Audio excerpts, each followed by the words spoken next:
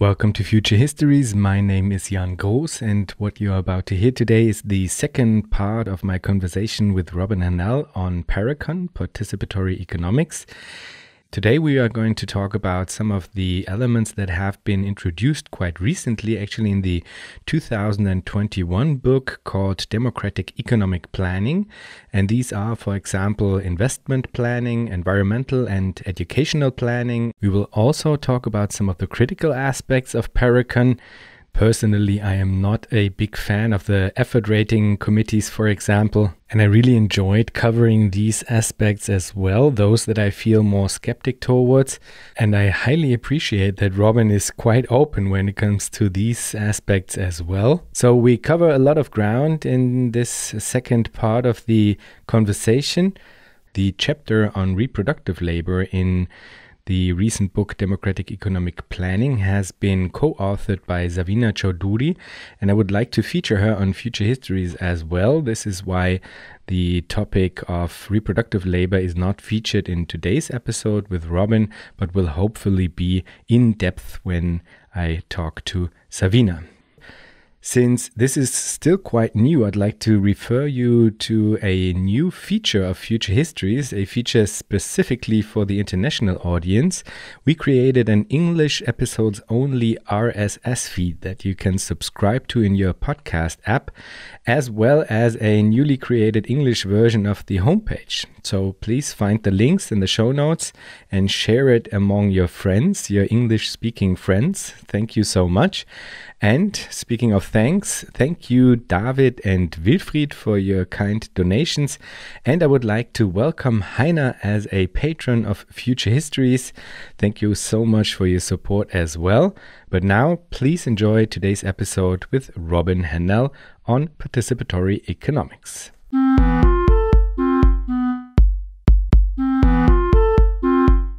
So let's start with the more macro questions, because in the more recent work, you incorporate long-term planning into the model of Paracon. And this also means that before the annual participatory planning procedure, before this begins, certain decisions have already been made.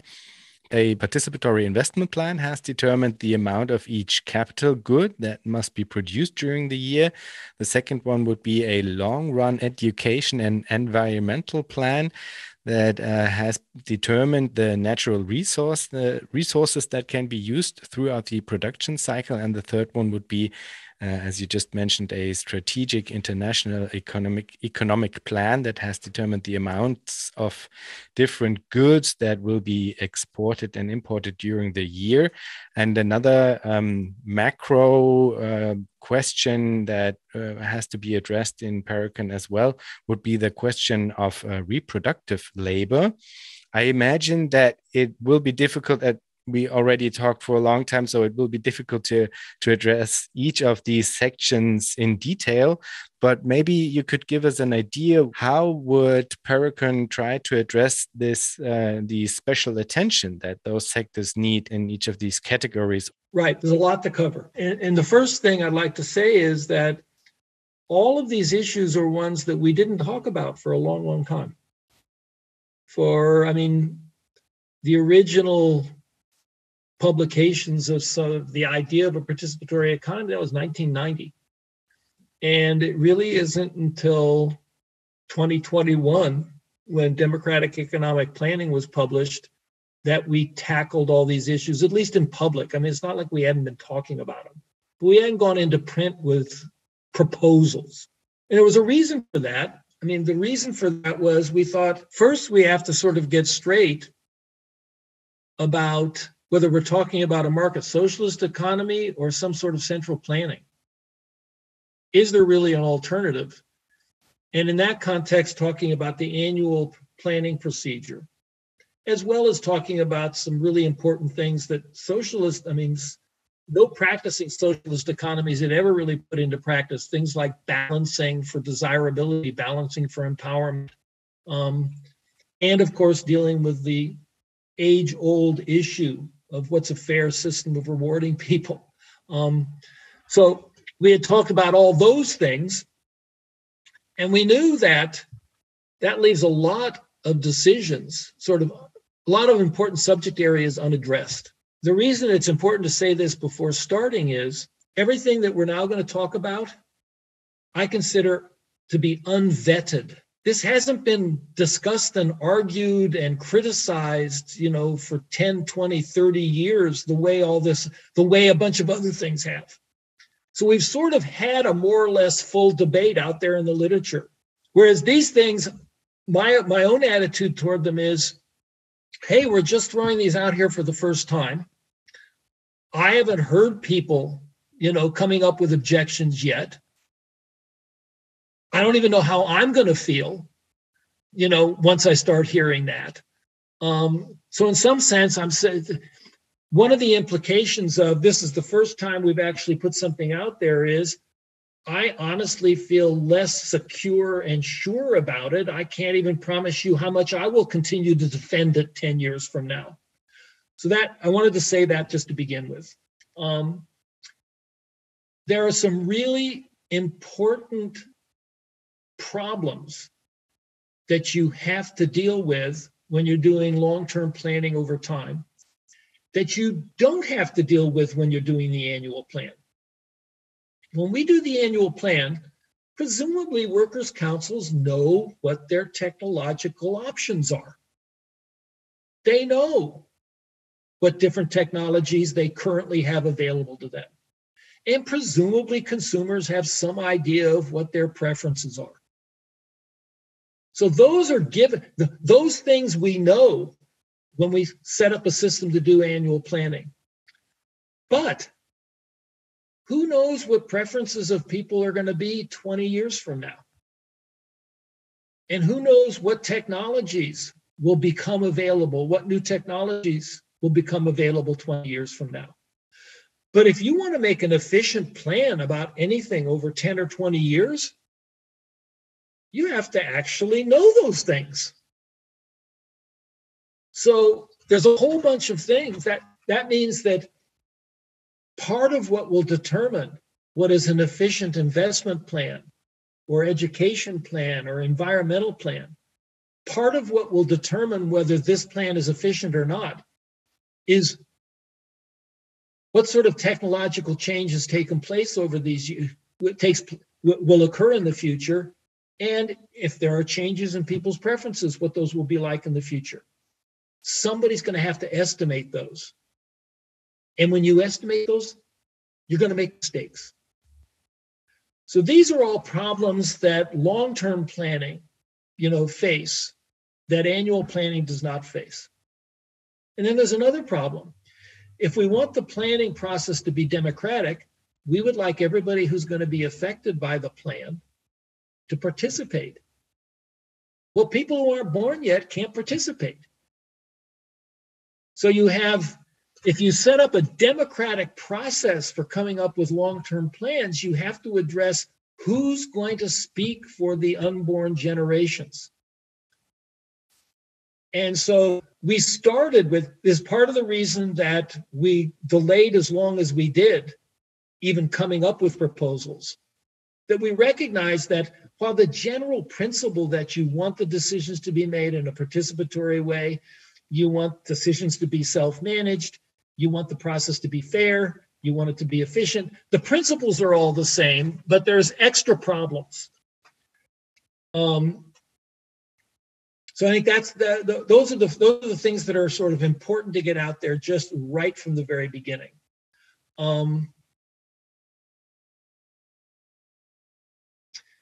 So what we've proposed is a procedure for going about what we simply call investment planning. And when we think of investment planning, we're basically thinking of this year, we could produce consumption goods, but this year we could also produce what are typically called capital goods or investment goods. Well, when we produce a capital good or an investment good this year, it doesn't do anybody this year any good at all. So why would you do that? Well, because if you produce capital or investment goods, next year, you'll be able to produce more goods than you could this year. So investment planning is basically a decision about, and most capital goods or investment goods basically last for figure a decade. So what's the time length that makes sort of sense for investment planning? And the answer is sort of think in terms of a decade. So if we make a new machine this year, it's probably going to either be worn out or obsolete 10 years from now. That's why 10-year time period is sort of a sensible period for investment planning. Education planning, that's not the case. I mean, how long does it take to educate somebody? Well, 18 years gets you through high school, another 4 and maybe 2 more for graduate school in some cases. And then we have a whole process of sort of lifetime learning that goes on. So if you're talking about education planning, used to be called manpower planning, by the way. But we can't do that anymore, thank heaven. So let's recognize. But when you say education planning, when you use the word manpower planning, it was clear that you also didn't just consider the formal education system. You were also considering any sort of education and training procedures that worker councils were setting up for themselves. So at least the old term manpower planning, while sexist, at least focused people's attention on the fact that this is a combination of the formal education system, and inside the economy itself, we have an awful lot of education and training that goes on. So that's a process that's going to stretch over 3 or 4 decades at least. And when you talk about environmental planning, we need to plan 50 to 100 years out. So the time frames, are quite different in these regards. So we've identified that there's very different time frames. We've identified that we know what we're trying to achieve here. We want the plans to be efficient. We want the process for settling on the plans to be as participatory as possible and democratic. And in terms of equity, in this case, we're kind of talking about generational equity. So the first thing we do is make a proposal about how to incentivize the present generation, who are the only people who can sit down to make a long-term plan. When they're sitting down to make it, it's the present generation that's going to make it. How can you incentivize them to seriously take into account the interests of future generations?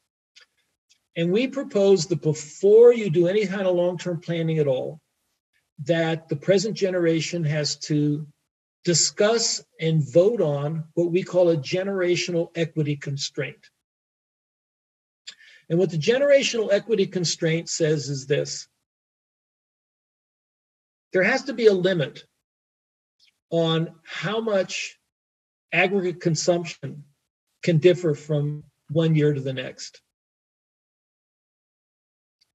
Here's a dilemma. Suppose we sit down and we calculate an efficient investment plan. And because technical change is going to be very, very robust, it turns out that the efficient investment plan means that consumption in early years is going to be much less than consumption in late years. There was an example of a country that actually did do a very unfair investment plan.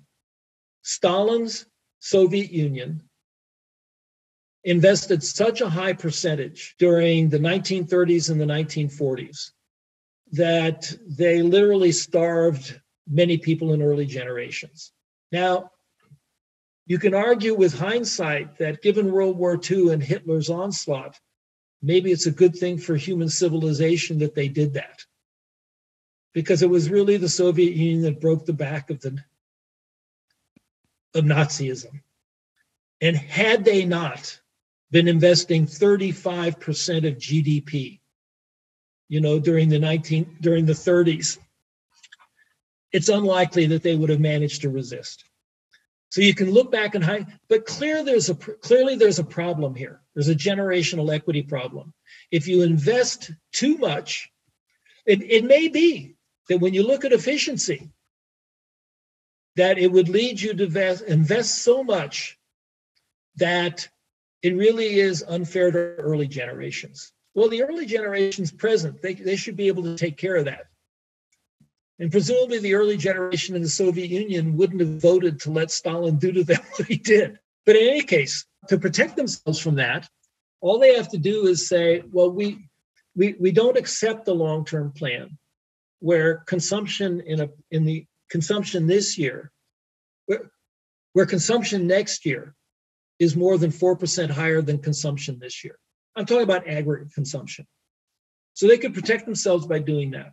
What we have proposed is a way that when they protect themselves, they will also simultaneously protect future generations who are not present. That same 4% is going to be used to say, oh, but it also is unacceptable if present consumption is 4% higher than future consumption. Why might that happen in an efficient plan when you're making up an efficient plan? Well, suppose that the environment is deteriorating very rapidly. That might mean that it's actually hard for future generations to live at the same level that earlier generations are. Or suppose technological progress is very low. So the generational equity constraint, the idea of it is to say, when we design procedures to come up with the efficient plan, it still might be an unacceptable plan. It might be unfair to future generations. It might be unfair to present generation. And we're going to eliminate that possibility before we even draw the plan up. Before anybody knows what the plan is going to look like, we're going to basically say consumption in any two adjacent years cannot differ by more than 4%, no matter in which direction. So that's our proposal. And I don't think anybody else has ever suggested something like this. And as I said, this is unvetted, but at least it's a serious attempt to take efficient long-term, to recognize one potential problem when you're doing efficient long-term planning, and that is it might inadvertently be unfair to either present generations compared to future generations or vice versa. So that's the first thing.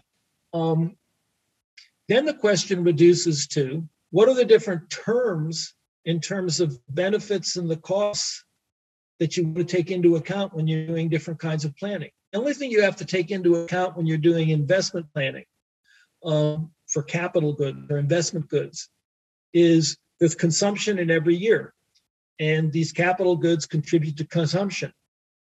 There are no particular other benefits that come from producing a machine we can produce shoemaking machines, or we can produce shoes. And the only benefits that come from shoemaking machines are just more shoes at a different time period. That's not true for education, and that's not true for the environment. I mean, as a lifetime educator, I don't think the primary purpose of education is producing a more productive workforce. I think the primary purpose of education is enabling people to enjoy life more fully. And I also think a primary purpose of education is preparing everybody to participate democratically in every kind of decision-making, including economic decision-making. So those are benefits from investing in education that are above and beyond and additional, that really are not benefits that from making more machines. So the first thing you have to do is you have to sit down and figure out, well, what are all the benefits that come from more education? And who would be best suited to estimating what those are likely to be? And then you have to weigh that against the cost of investing in anything. And the cost of investing in anything today is there's less consumption today. So you can write up the efficiency conditions for education. You can write up the efficiency conditions for what's the efficient amount to invest in machines. And the same thing holds for the environment. So in the case of the environment, environmental economists spend a tremendous amount of time trying to estimate what they call the use value of environmental amenities to consumers. So the environment plays a role in production. When you think of the environment as being natural capital, you need land to grow food on. You need water. You need oil. The environment also is something we enjoy. We go vacation in it. So there's use value for national parks, and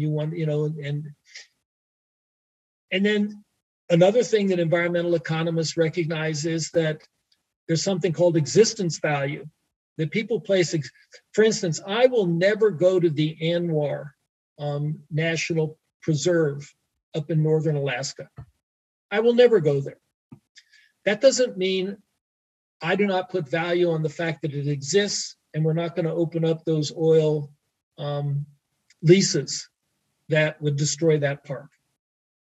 So that's called so when you're trying to sort of evaluate environment and how much we should protect it, these are things that environmental economists take into account, and they should. So roughly speaking, there's a consumption value to a protected or enhanced environment, as well as we're preserving it as a capital asset and not drawing it down so fast that we have nothing left later. So all of these things have to be taken into account, and you have to identify, well, who would be the best people to task with estimating what these somewhat unknowable benefits are going to be in the future? And who are we going to task with estimating the cost of protecting the environment or the cost of producing the education in the future? And so what we have done is we've sort of carefully gone through and tried to identify what consumer federations or producer federations would be best. You have to look at two things. Who actually would have better knowledge about what these effects are going to be, and who might have an incentive to either over or underestimate a particular effect. So what we've tried to do is carefully take those things into account and make tentative proposals about who would you put in charge of making these estimates. And then the planning agency, you can have an environmental planning agency, an educational planning agency, you can just have you can have an investment planning agency sort of take those estimates and calculate what the efficient plan would be in each case. Now, we're not done.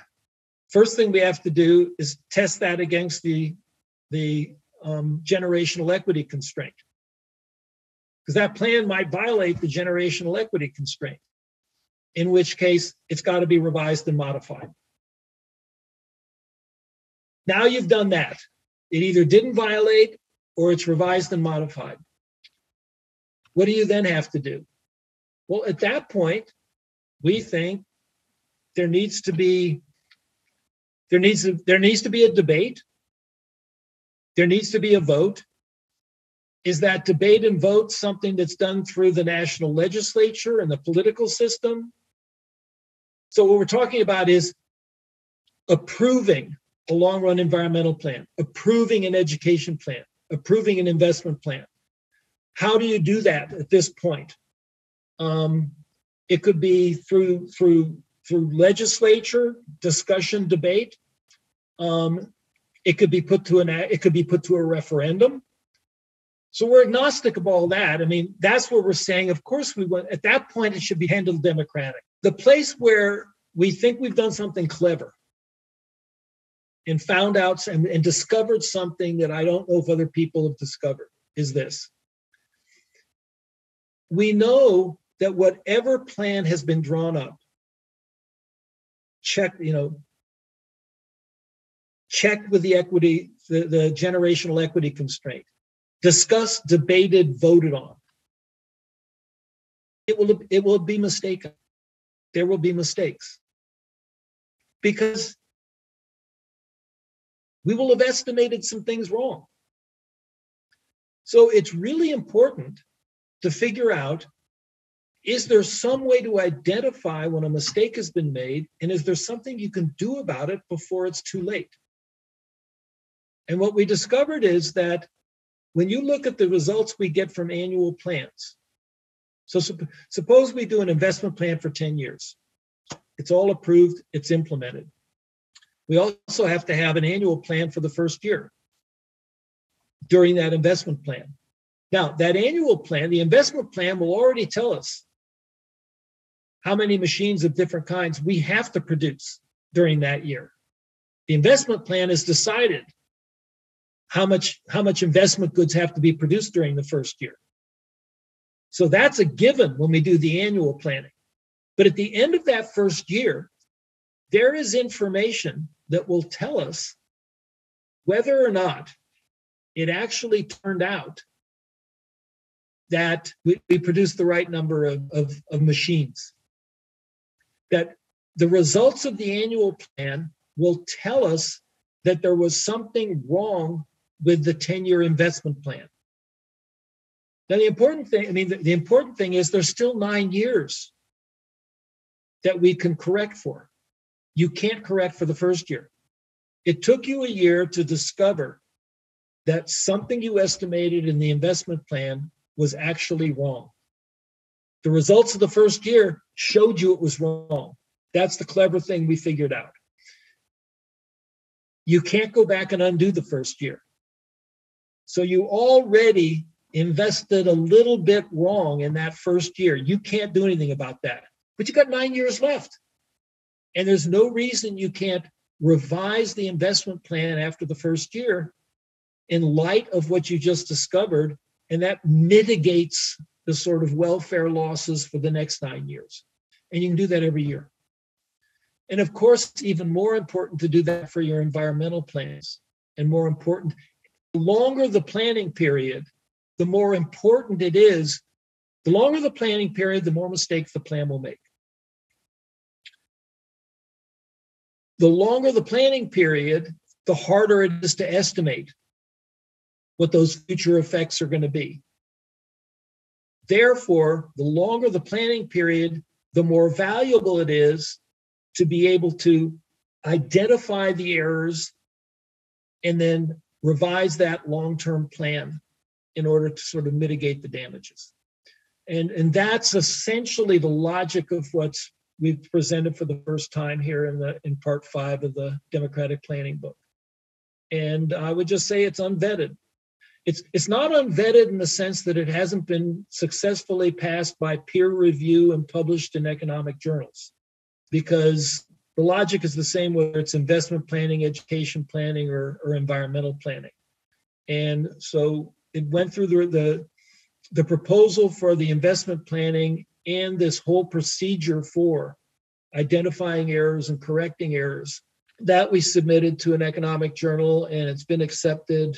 I don't think it's in print yet, but at least it went through sort of a pretty careful review process from some reviewers who were very skeptical that we had managed to accomplish what we were claiming.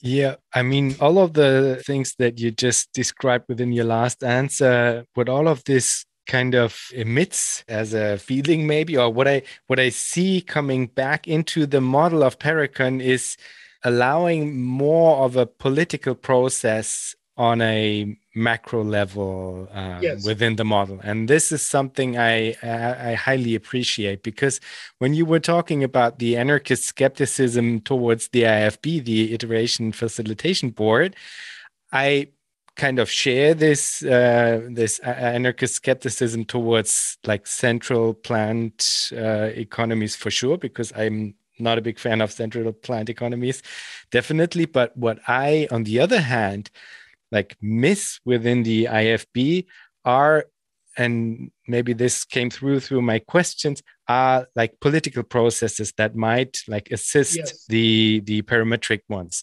And within this long-term planning, I see this political debate, this need for radical deliberation as a process coming back into the model. And I highly appreciate it, I have to say, because if I understand you correctly, there might be these people who are tasked with like finding out how to do things in the most efficient and ideal way. But at the end, they will have to produce some form of plan, ideally plans, a landscape of different plans that will then be decided upon through a political process, as I understand it.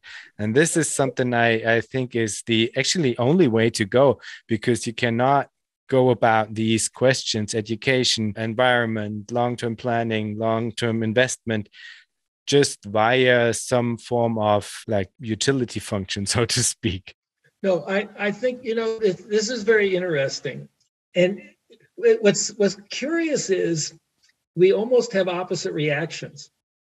So you were looking at the annual planning and saying, there's no real planning here. And there's certainly no sort of political process that's guiding the planning. It seems just nobody is having to think about all of these things. They're just thinking in terms of my own self-activity proposal and a very quick yes or no approving of others based on a very obvious criteria. Where is the discussion, the debate? Because there are complicated things about economics. Where is the discussion, the debate? It's not there. And then you're looking at our proposals about investment and long-term development planning and saying, well, this is more pleasing to me. It's the kind of thing that and I have the opposite reaction, because, and actually there's various places in part 5 of the book where I point out what I believe are some unfortunate consequences. And the unfortunate consequences are, when you look at who we propose would be involved in the generation of the plan, it's consumer federations, it's industry federations of workers' councils. Those are delegates. That's already one whole huge level removed from an actual worker, an actual consumer. So what I like about the annual planning is it's the actual workers and actual consumers who are doing it. And what I find worrisome about the more long-term planning stuff is that it's already one level removed from the ordinary citizen. Now we can make sure that, we can make sure that the people involved are, represented, they're representing, and the procedures for having them elected to be the representatives are very democratic.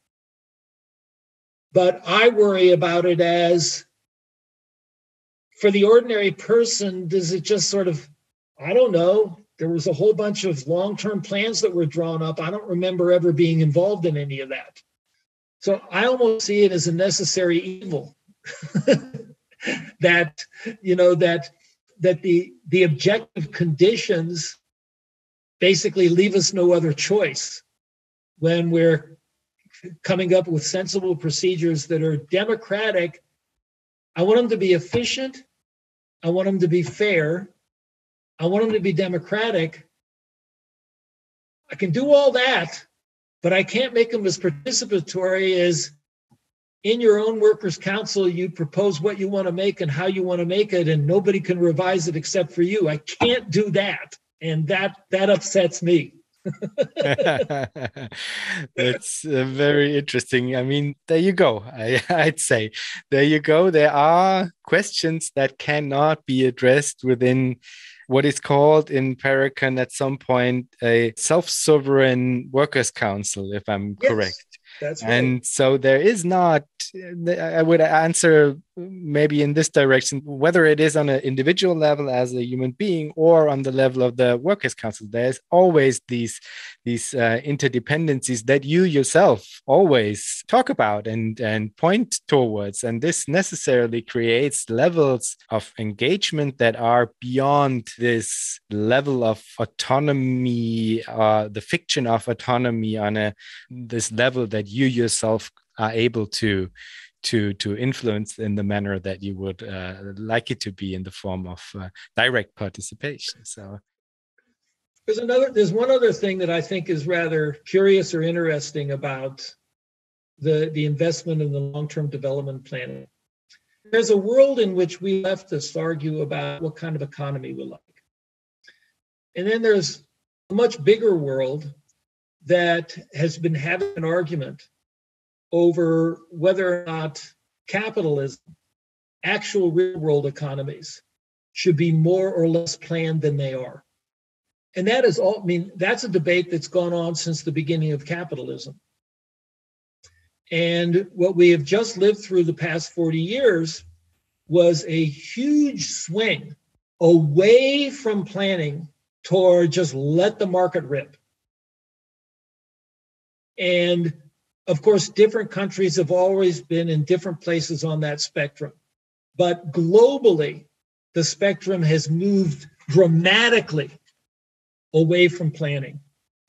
I think that has proven to be such a palpable sort of mistake that we will see revived interest in planning amongst people who don't give a shit about socialism.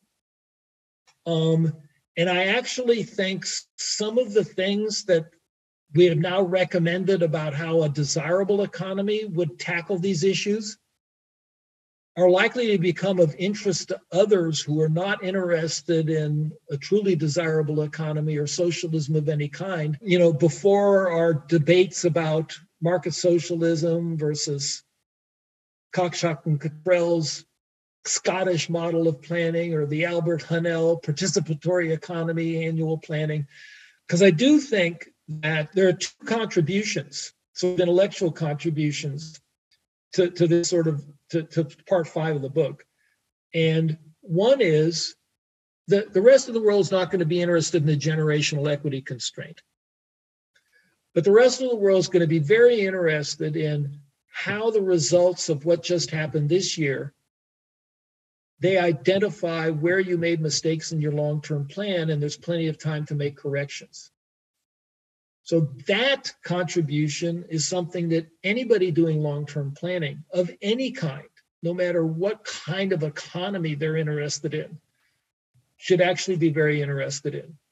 The other thing is, I sense amongst the younger generation, there's a real sense amongst the younger generation that they want economic decision-making to be more democratic and participatory. Their nightmare is going to work for a global capitalist corporation where they're just clogs in the wheel until they join management. So I think that since what we have proposed is how can you do long-run planning and make it as participatory as possible and make it democratic also, in the end, that will be an attractive idea to progressive politically minded people. And it's in some sense separable from all the rest of the sort of model of a participatory economy. So I think that there's sort of an opportunity for us to make some headway in some political circles that are much broader than our usual ones. And all progress will only come, when you have maximized your allies, even if they're temporary. So I think that's also another area in which, when we do have sort of a fully vetting of all this about the proposals about doing long-term. The other thing is, there's nothing in these proposals about doing long-term strategic international long-term planning, education planning, environmental planning, investment planning, that if I were David Schweikert and I had proposed the model of market socialism, that still isn't an answer about how do you go about doing planning. I mean, that's an alternative answer to don't do the annual planning, the participatory annual planning, don't do the central planning and a comprehensive central planning, leave all that to the markets and make sure that there's no capitalist owners of the workplaces, have those be workers' councils. But I mean, the essence of his proposal simply at that point is and let markets decide all that. And he really doesn't have any sensible proposal. The market socialists don't have sensible proposals about, they really don't make proposals, just like we, for all these years, didn't really make any concrete proposals about procedures for coming up with investment and development plans and checking them for inevitable errors and then who gets to vote on them finally and how is it debated and decided in the end. All of our competitors in the debate about alternatives to capitalism have really said very little about that. And there's no reason that any one of them couldn't go ahead and use this as their answer to that question. So there will be new alliances. Don't expect David Schweikert to agree with that, by the way. No, but I mean, I like the idea that you say, okay, we have this building block now that addresses a whole bunch of questions concerning the question of planning as such that might be attractive for a whole bunch of different people that are not our core clientele, so to speak. And so This might be something that further fuels this renaissance of planning, so to speak. So this is quite a nice idea. Well, I think that's the payoff for us. The payoff for us is if for 40 years neoliberalism gave economic planning a bad reputation, demeaned it, and convinced a large body of the global populace that it was just an inefficient mistake. Well, the fact that Chinese capitalism is outcompeting U.S. capitalism hands over fist is because they have a more planned version of capitalism. So I think there's all sorts of reasons, and there's no way you can solve climate change without a lot more planning.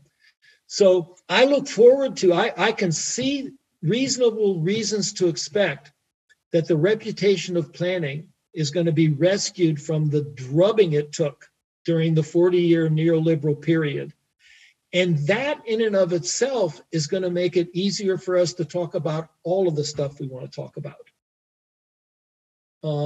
So I think that's a plus for us. Not only do we have some ideas they could make use of, I think that anything that makes people have a more friendly attitude toward the idea of economic planning is just got to help us going forward.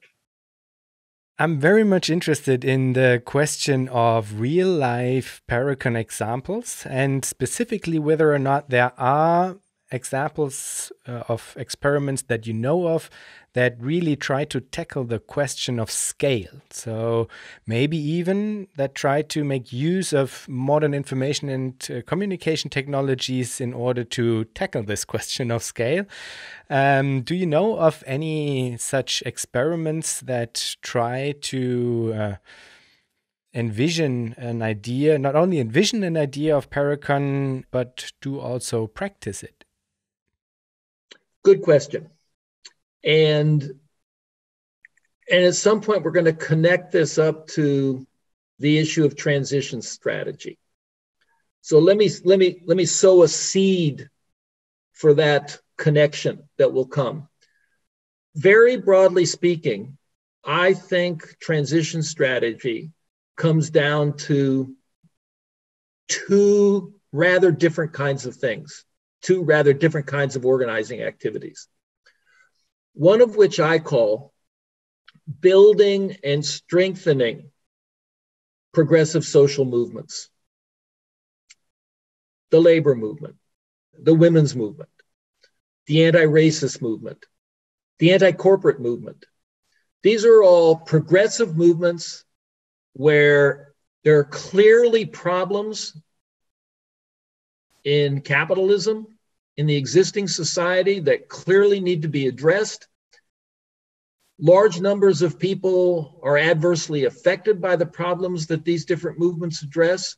So this is the opportunity for us to reach out to the broadest number of people and engage with them in activities that can win substantial victories even without economic system change.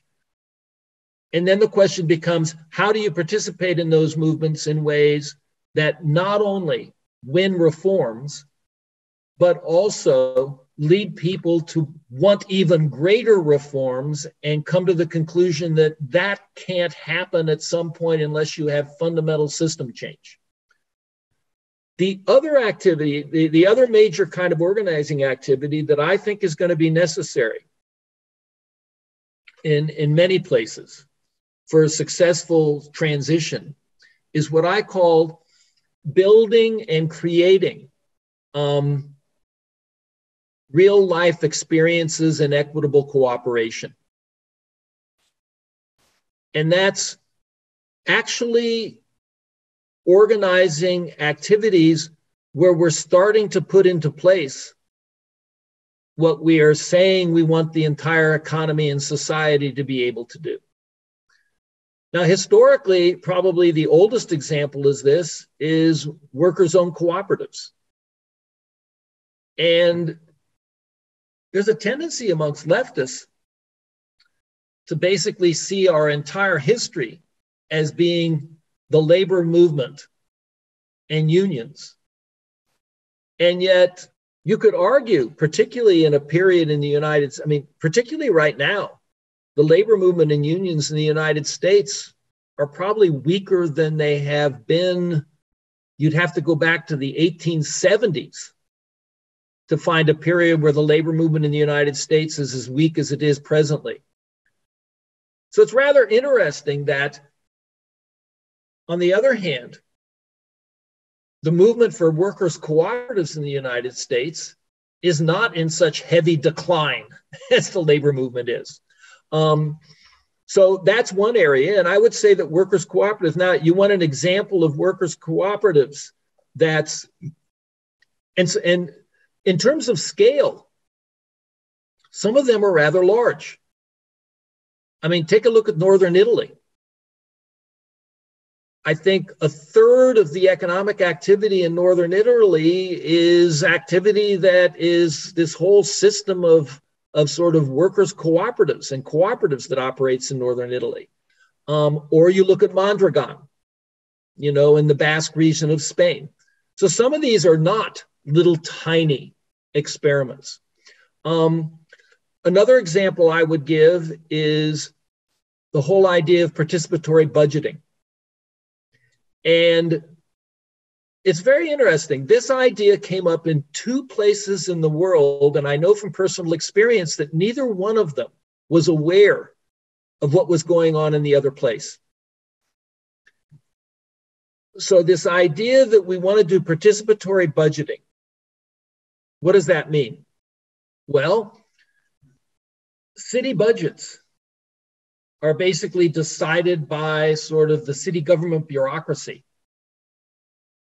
And in Porto Alegre, Brazil, the Workers' Party, the Lula Workers' Party, came up with the idea that, we want some percentage of the tax revenues of the city to be set aside, and how they are used should be decided by different neighborhoods in the city are going to have assemblies, and they're going to go through a process of discussing how it is they'd like to have that money spent.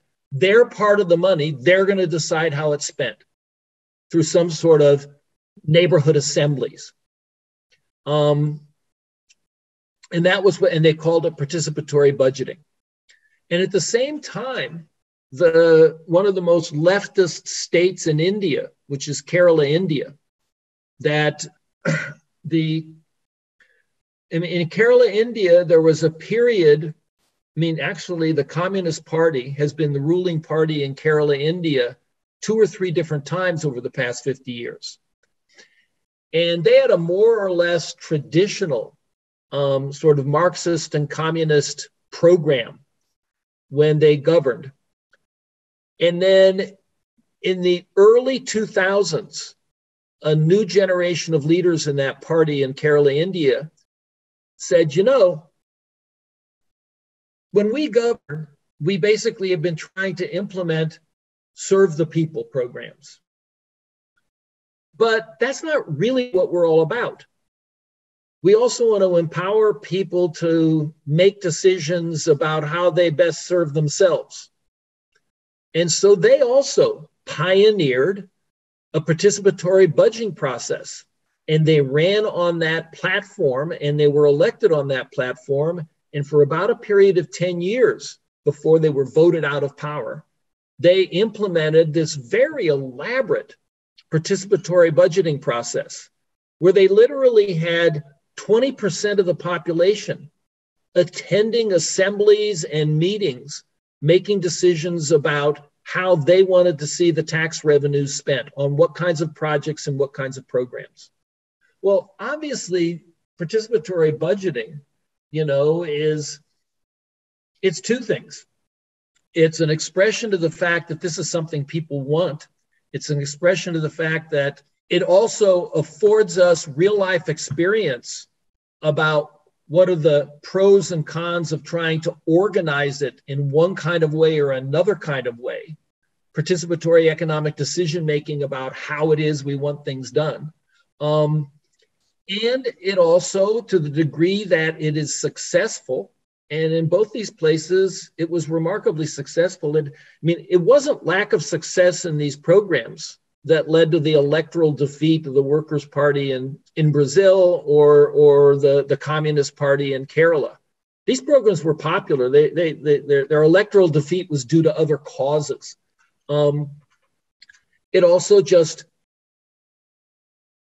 it builds people's confidence that these kinds of things work and that they aren't just pie in the sky and somehow all these important economic decisions are best left to somebody else. So those are some examples of big things. Now, I mentioned that there were a couple of places, very small types of operations, that really tried to implement the entire proposal, including effort and sacrifice rating and balancing jobs for empowerment and all of that. And there were a series of small collectives that were organized jointly. It was called the A Zone. And they had a series of buildings in the city of Winnipeg in Canada. And the businesses, there was a bicycle repair business, there was a recording studio record business, there was a restaurant, there was the Mondragon Cafe restaurant. They did a bicycle delivery program. I couldn't believe they delivered bicycles through the winter in Winnipeg when the snow was 6 feet high. I said, obviously this is a seasonal business. When did you? No, what do you mean seasonal? We deliver all year round. In any case, so these people had read about participatory economics and said, we're going to do it.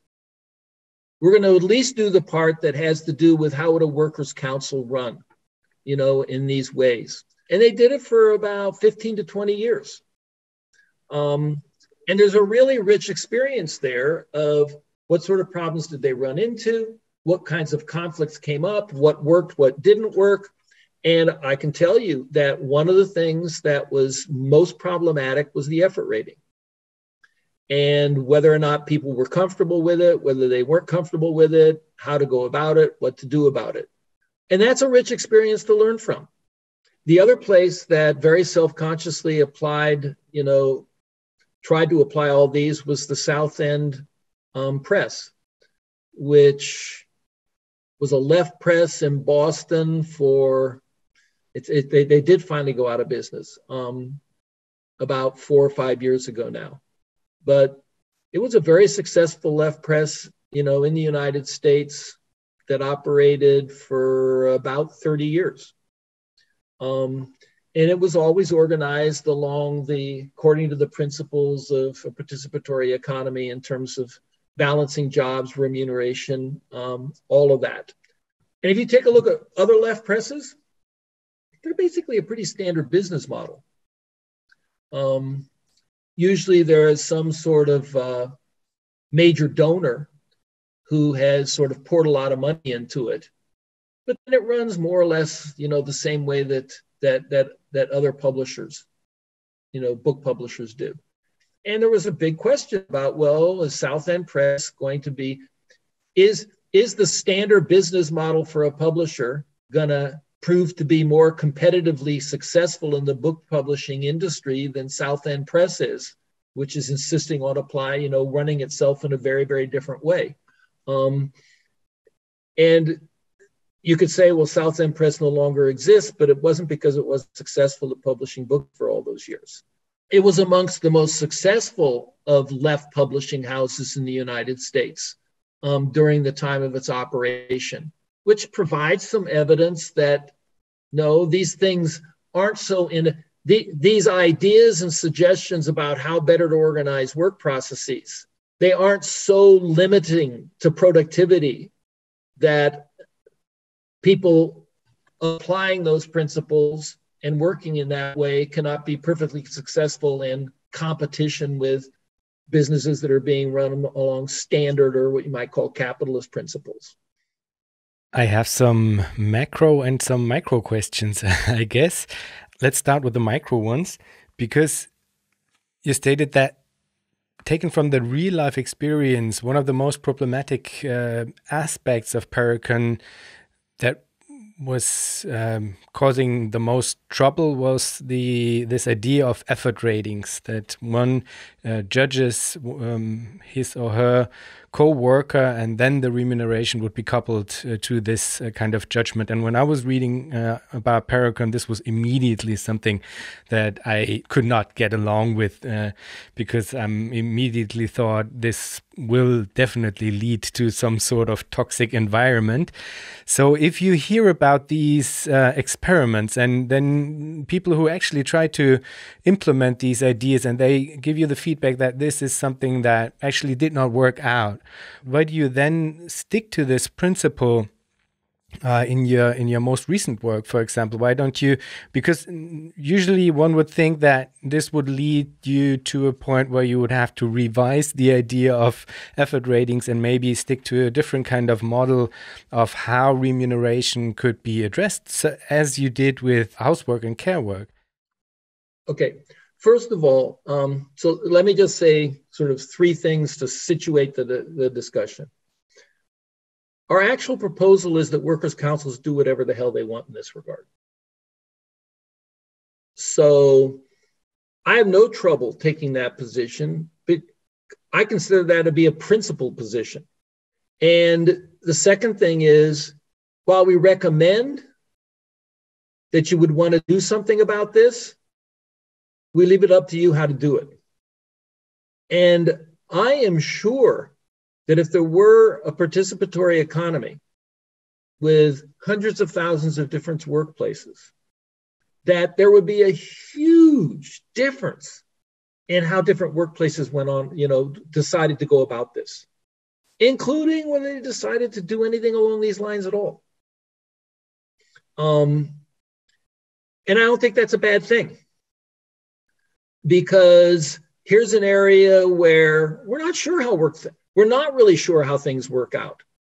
And in that context, whenever you find yourself in that situation, having a social experiment where you have a very wide variety of people trying things that are quite different from one another is sort of a sensible way to find out what works best and what doesn't.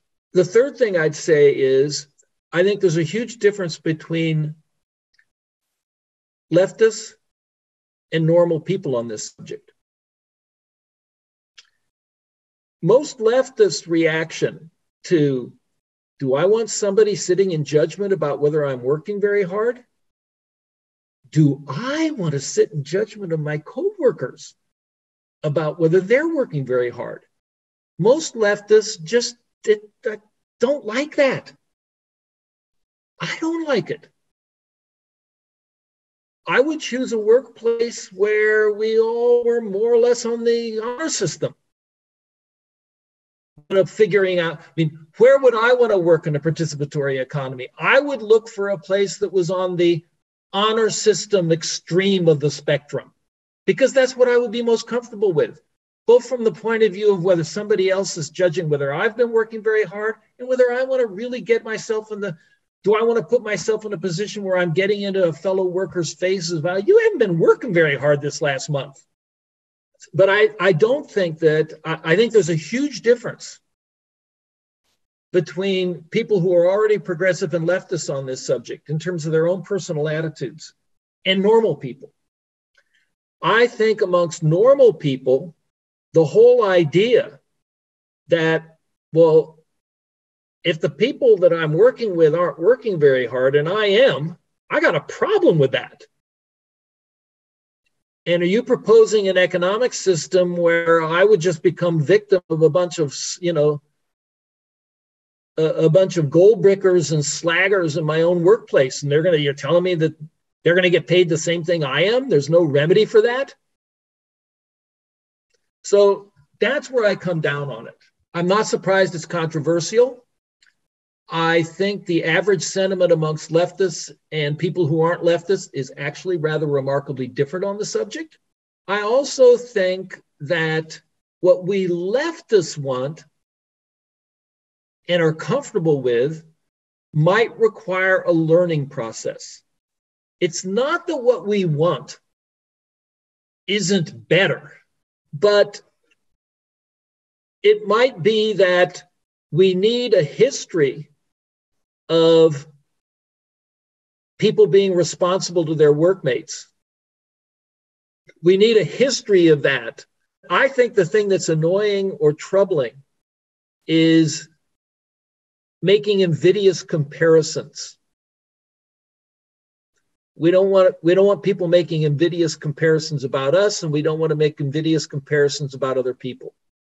Well, the way to avoid the necessity of invidious comparisons is a historical track record of people behaving responsibly. So once people discover that people are behaving more and more responsibly because things are set up so that you're rewarded for behaving responsibly, once people discover that that's the case, then I think that my expectation would be that the amount of time and energy that goes into effort rating or sort of trying to measure whether somebody made a greater or lesser sacrifice than somebody else for purposes of compensation, the amount of time and energy and people just paying attention to that.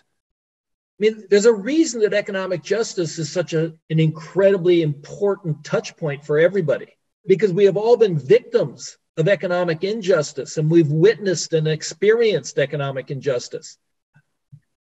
So it's a hot issue. People care a hell of a lot about it, and they should, and we should. But will that be the case in a society where economic injustice has basically, you're never going to completely eliminate it, but where economic injustice is no longer sort of a prime concern in people's lives, well, then is it unreasonable to expect that people will just care less about it and therefore put less time and energy into whatever sort of systems people would set up to go about measuring, whether there's differences in sacrifices? The other thing is, the one other thing I'll say on this subject is, I don't think there's any dishonor in putting in less effort. I don't want to work at maximum effort intensity all the time. Now, my wife is a very different personality. She almost can't stop herself from doing it. But I do recognize that on average, she's putting in more effort when she goes to work than when I do. And I'm perfectly happy to accept that my compensation would be somewhat less. So the proposal is, I think we want to leave people with the personal choice of just how intensely, how much sacrifice and how much effort do you want to sink into your work activity as compared to working less hours. That's easy. Or working in a more laid back way. I think that's something that I'm happy to leave up to personal choice. On the other hand, as somebody who would choose a more leisurely sort of pace of work, then I'm happy to accept somewhat less compensation for that. That's my personal choice. And I'm happy to accept somewhat less compensation, and somebody who's going to work more intensively, I'm perfectly happy and think they deserve to have somewhat more compensation. Anyway, those are my thoughts on the subject, and it's been amongst people's reactions to the sort of participatory economics proposal. It's been one of the things where the reaction has been sort of most strong. There's absolutely no doubt about that. In the history of socialism, the subject that there's been an equal amount of controversy on is a little bit different, though. In the history of socialism, basically the debate has been, does everybody get paid the same per hour of work? Would be one. Or if your work is more socially valuable than my work, do you deserve to get paid more? That's been debated hot and heavily throughout the history of socialism, and the spectrum on that has varied back and forth in every country that called itself socialist, during the entire 20th century. This is a little different. It's a different controversy. It's a different It's a different issue that many people have a difference of opinion on. And I have to say, when I read your book, I absolutely agree with your argument against both of these, against the measurement by labor time and against the measurement by quote unquote contribution. But I have to add, I'm also against remuneration according to effort and sacrifice, because what you just did, you kind of picked a more or less uncontroversial situation where you yourself agree with the assessment that you did not put as much effort into the work than somebody else, than your wife. But of course, the difficult thing to do would be to decide within situations where the person that thinks she or he is putting in a lot of effort, the self-experience of how much effort I put in is not identical to the judgment by one's peers. And these are the toxic situations that would make it explosive. That's right. If your peers judge you more harshly than your own self-judgment is where the conflict comes. And let me add on that. I think that will happen. And sometimes when I write about it, it happened to me at my university where I worked for 37 years. I was undervalued all the time, and I got paid less than I should have been. And I resented it. And it's very important. That will happen. I mean, one remedy for that is that you fight. I mean, you have to basically challenge the judgment. And then the question is, well, what's the process? But the ultimate remedy for that is, don't stay where, the only reason I stayed working, I eventually left as soon as I could. I was there for 35 years, but that's because I have 4 children and I was raising, and my wife had a job, and it made no sense to leave.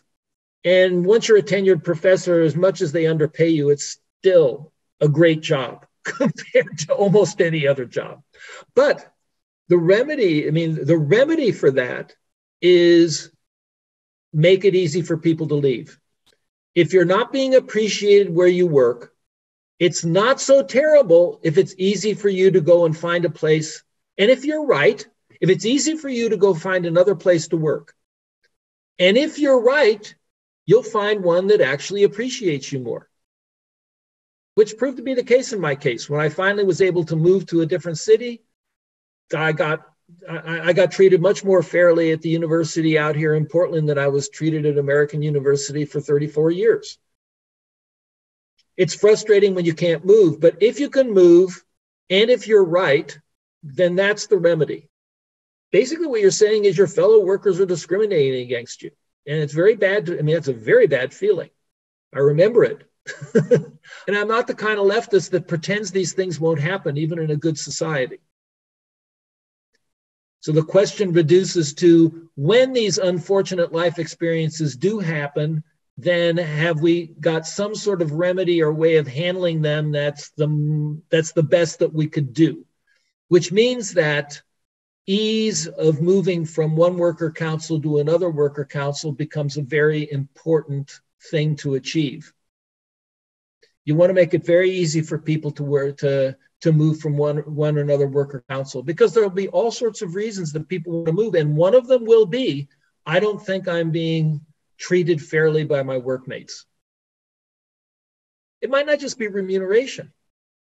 There are all sorts of other ways in which your workmates might not be treating you fairly. And it's always miserable to stay in contact with a whole bunch of people who aren't treating you fairly. Yes, well, I understand the remark to moving, and I think it would take up too much time to go even deeper into the question of whether or not this is a good idea to implement. And I very much appreciate the fact that Paracon is so flexible to allow different workers' councils to handle this. On this issue, it would be disingenuous to say we're flexible on a subject. We've been famously denounced for not being flexible about markets. And, just because I thought sometimes, it helps to draw the battle lines for the discussion, I decided to go ahead and call myself a market abolitionist. So there's some things that we're not flexible about, but yet this we are flexible about. And actually, to be very honest with you, I think some of us who say we are advocates for a participatory economy, some of us are more flexible about it, and some of us are a little less flexible about it. Well, I'm happy to hear that in general about this issue you're flexible, and I'm also happy, just as a side note, that you are not flexible on the question of markets. So I do agree on that part as well. Well, so I already stated the micro question, so to speak, but I have a macro question as well, and this would be: you just sketched on the one part examples in terms of workers' cooperatives. It's very easy to imagine how this might work and how these might lead into situations of, let's say, prefigurative politics that might be a place to learn all of the also social skills that you need in order to live and work and everything else in a participatory economy. So these experiments on a smaller scale are very easy to imagine. You also sketched experiments in Kerala and in Porto Alegre in terms of participatory budgeting. So now let's go even a step further.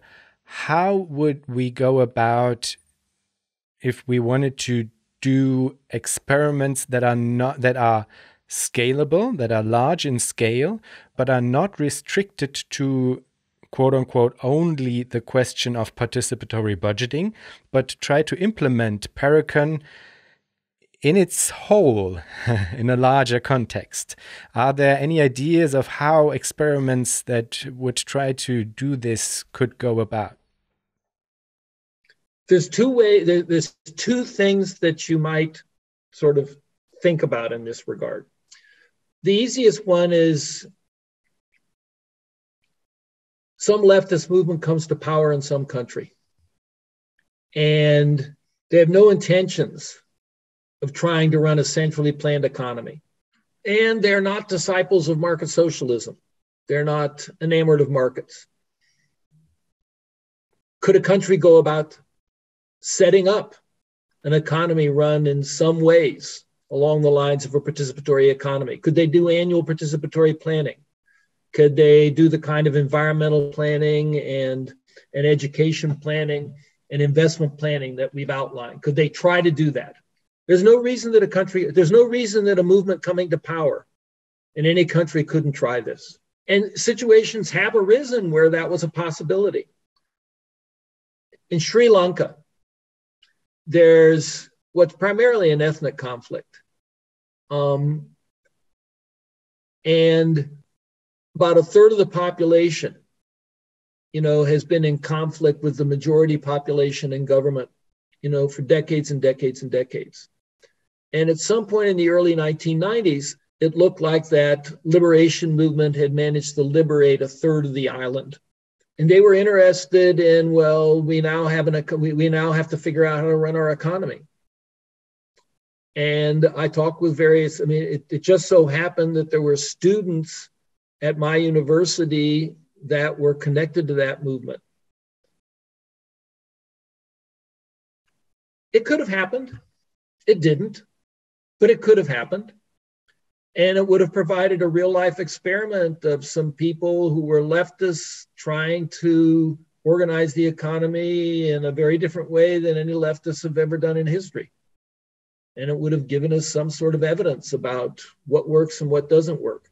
I was invited down to Cuba in 1990 to consult with them about their planning system, because there was dissatisfaction amongst Cuban economists and various people in the Cuban planning ministry and the Cuban Communist Party. They weren't that happy about how their economy was run. And they were interested in ideas about how they might make it. Their basic complaint was, our economy is sort of just this slow, sluggish thing that doesn't motivate anybody to do anything. And my response was, why are you surprised? But you could change your planning system, in a way that actually gave people a reason to care, to participate.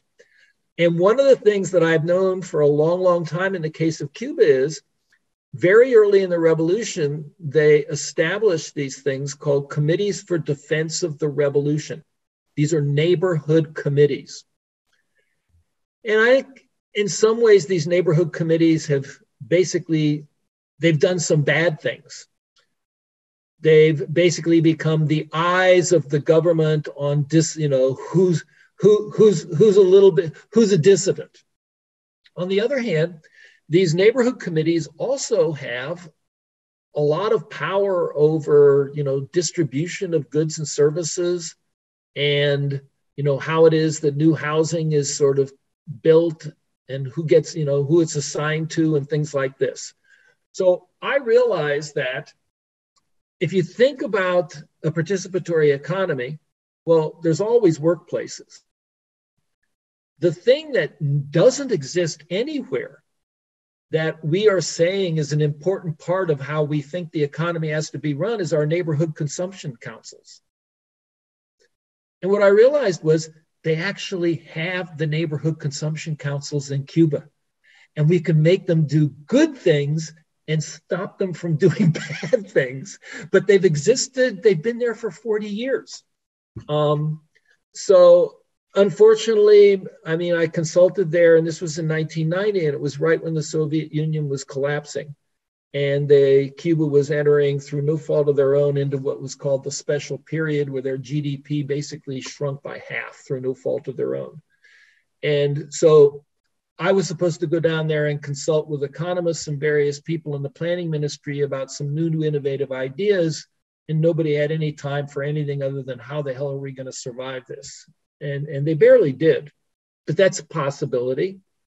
When Chavez came to power in Venezuela, he invited a lot of people in from around the country to help him try and think through, well, how do we want to do what's our economic policy and program, and what's our future economic vision like? Because I know from a fact from people who were sitting in the meetings that Chavez, who was very, very good close personal friends with Fidel Castro, and Chavez said to Castro, we don't really want to copy your economic model.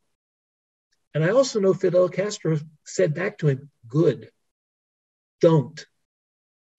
And so they were looking for something else. And I consulted twice for an institute that the Chavez government set up explicitly to bring in sort of people from outside the country to help them with various ideas about what was their economic policy, et cetera.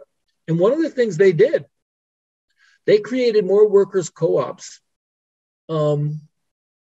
faster in Venezuela than have ever been created any place as part of their transition to. They made good use of the high oil price and basically financed a huge number of workers' co-ops. Now, they were criticized because the failure rate was very high. But I thought they were very sensible. They said, look, the failure rate is very high. On the other hand, the ones that didn't fail, there's a lot of them. And we had the damn money. So yeah, if you're going to do something big, then there's going to be a higher failure rate because you're going to finance a bunch that really weren't, they were bad bets to survive. So they did. They created a rather large, they created a cooperative sector of their economy, and grew it faster than I think the cooperative sector of any economy has ever grown. And they saw it simply as this is part of a transition society, And part of their strategy also was they did not want to nationalize. Partly for political reasons, they thought that they would provoke the opposition, and they hesitated to nationalize in order not to provoke. And partly they didn't nationalize because they said, we don't want to nationalize anything until we know how we're going to run it. And we're still trying to figure out how to run it. And that's part of the reason they had brought people like me and a bunch of other people from around the world with bright ideas that we were all trying to sell about how you should try and organize your economy. Though that's one way it can happen. Now, another way it could happen is, what if you had maybe a section of a fairly large city with a very large and active movement? And they said, we just want to create a participatory economy in our section of the city. And what gives me this idea that I was in Greece for a conference at the sort of the height of the Syriza sort of power.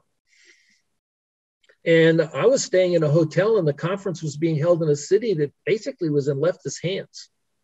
There was a whole section of Athens that was in, and people had asked me, well, why couldn't we just do a participatory economy, in our part of the city? And my original answer was, no, the whole thing only works if it's a national economy. And then I realized, well, wait a minute.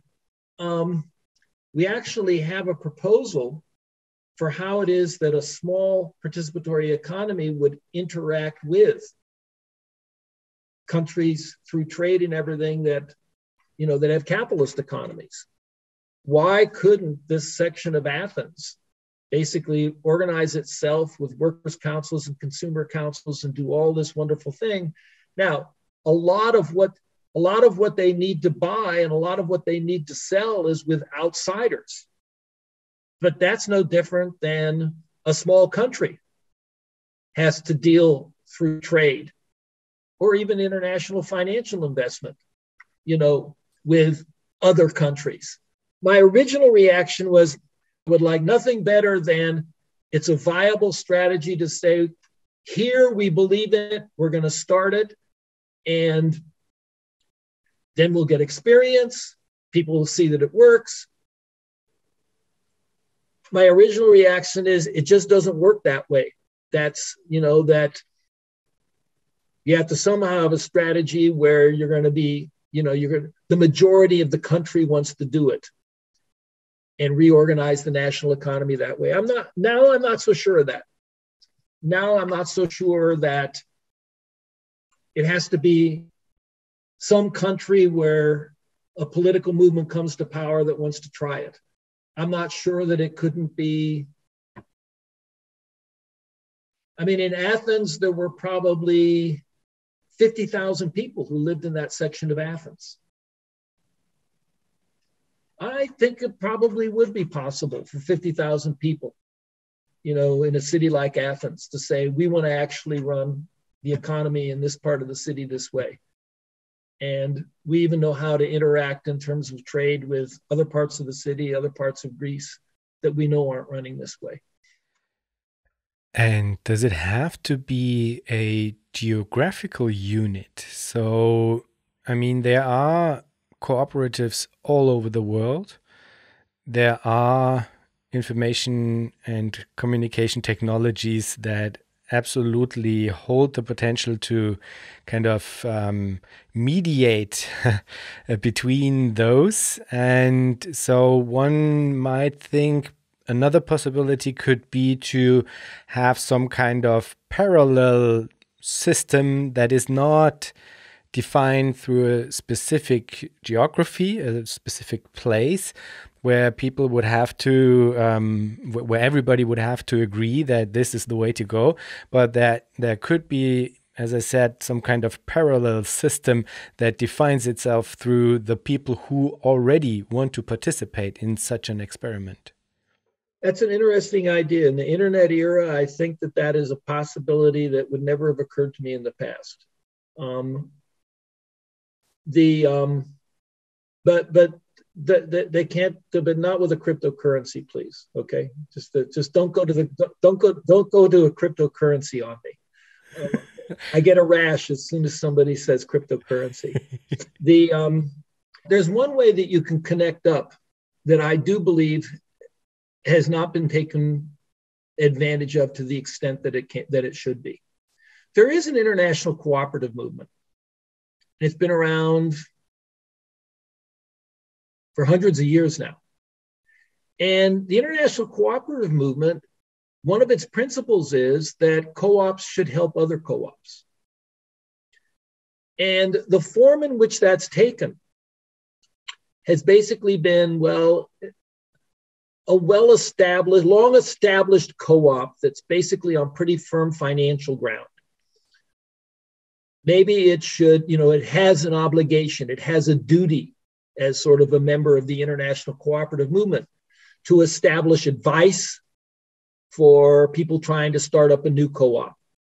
We've got experience, we've got advice, or even establish some sort of, financial aid, help give them startup money. That's been around for a long time, and it's good. And I published an article in the Eastern Economic Journal, probably about 10 years ago, saying, we could take that a further step, and it's very similar to what you're talking about, because these co-ops are not even in the same country, who are members of this international association and who do engage in this solidaristic type of behavior. Why don't they, when trading between them, but what they do is they all trade, to the extent that they trade amongst themselves, they trade through markets. And we know that's actually not a good way to do it. So why couldn't they agree to trade amongst themselves in a way that is essentially giving the majority of the efficiency gain from the trade to the weaker of the co-ops? Now, in order to do that, you have to have some way of sort of empirically establishing what are the weaker of the co-ops. But I wrote an article in the Eastern Economic Journal saying, I think that the international cooperative movement could take a further step in a direction that they've always shown themselves inclined to want to go. And this would actually be materially far more advantageous to the new co-ops and the weaker co-ops. So just from the point of view of, are you going to grow your movement more successfully? I think I can recommend it on those grounds. And does it take you in the direction of, here's the problem. Most people who work in the co-ops don't see anything wrong with markets. So it's a hard sell, because what I want to sell them is, you never really liked market exchange. You always wanted it to do, you always would have rather have done it another way, but you never had the opportunity. But amongst yourselves, you can create the opportunity. But that would require you to have already come to the conclusion that part of the problem is markets. And part of what prevents us from achieving our cooperative goal is that we unfortunately have to operate in the markets.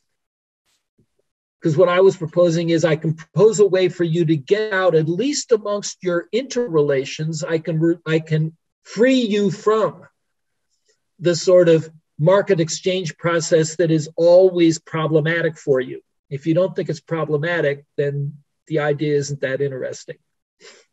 But I think it's very, in some ways, it's similar to what you were talking about, which is like-minded people don't have to be geographically,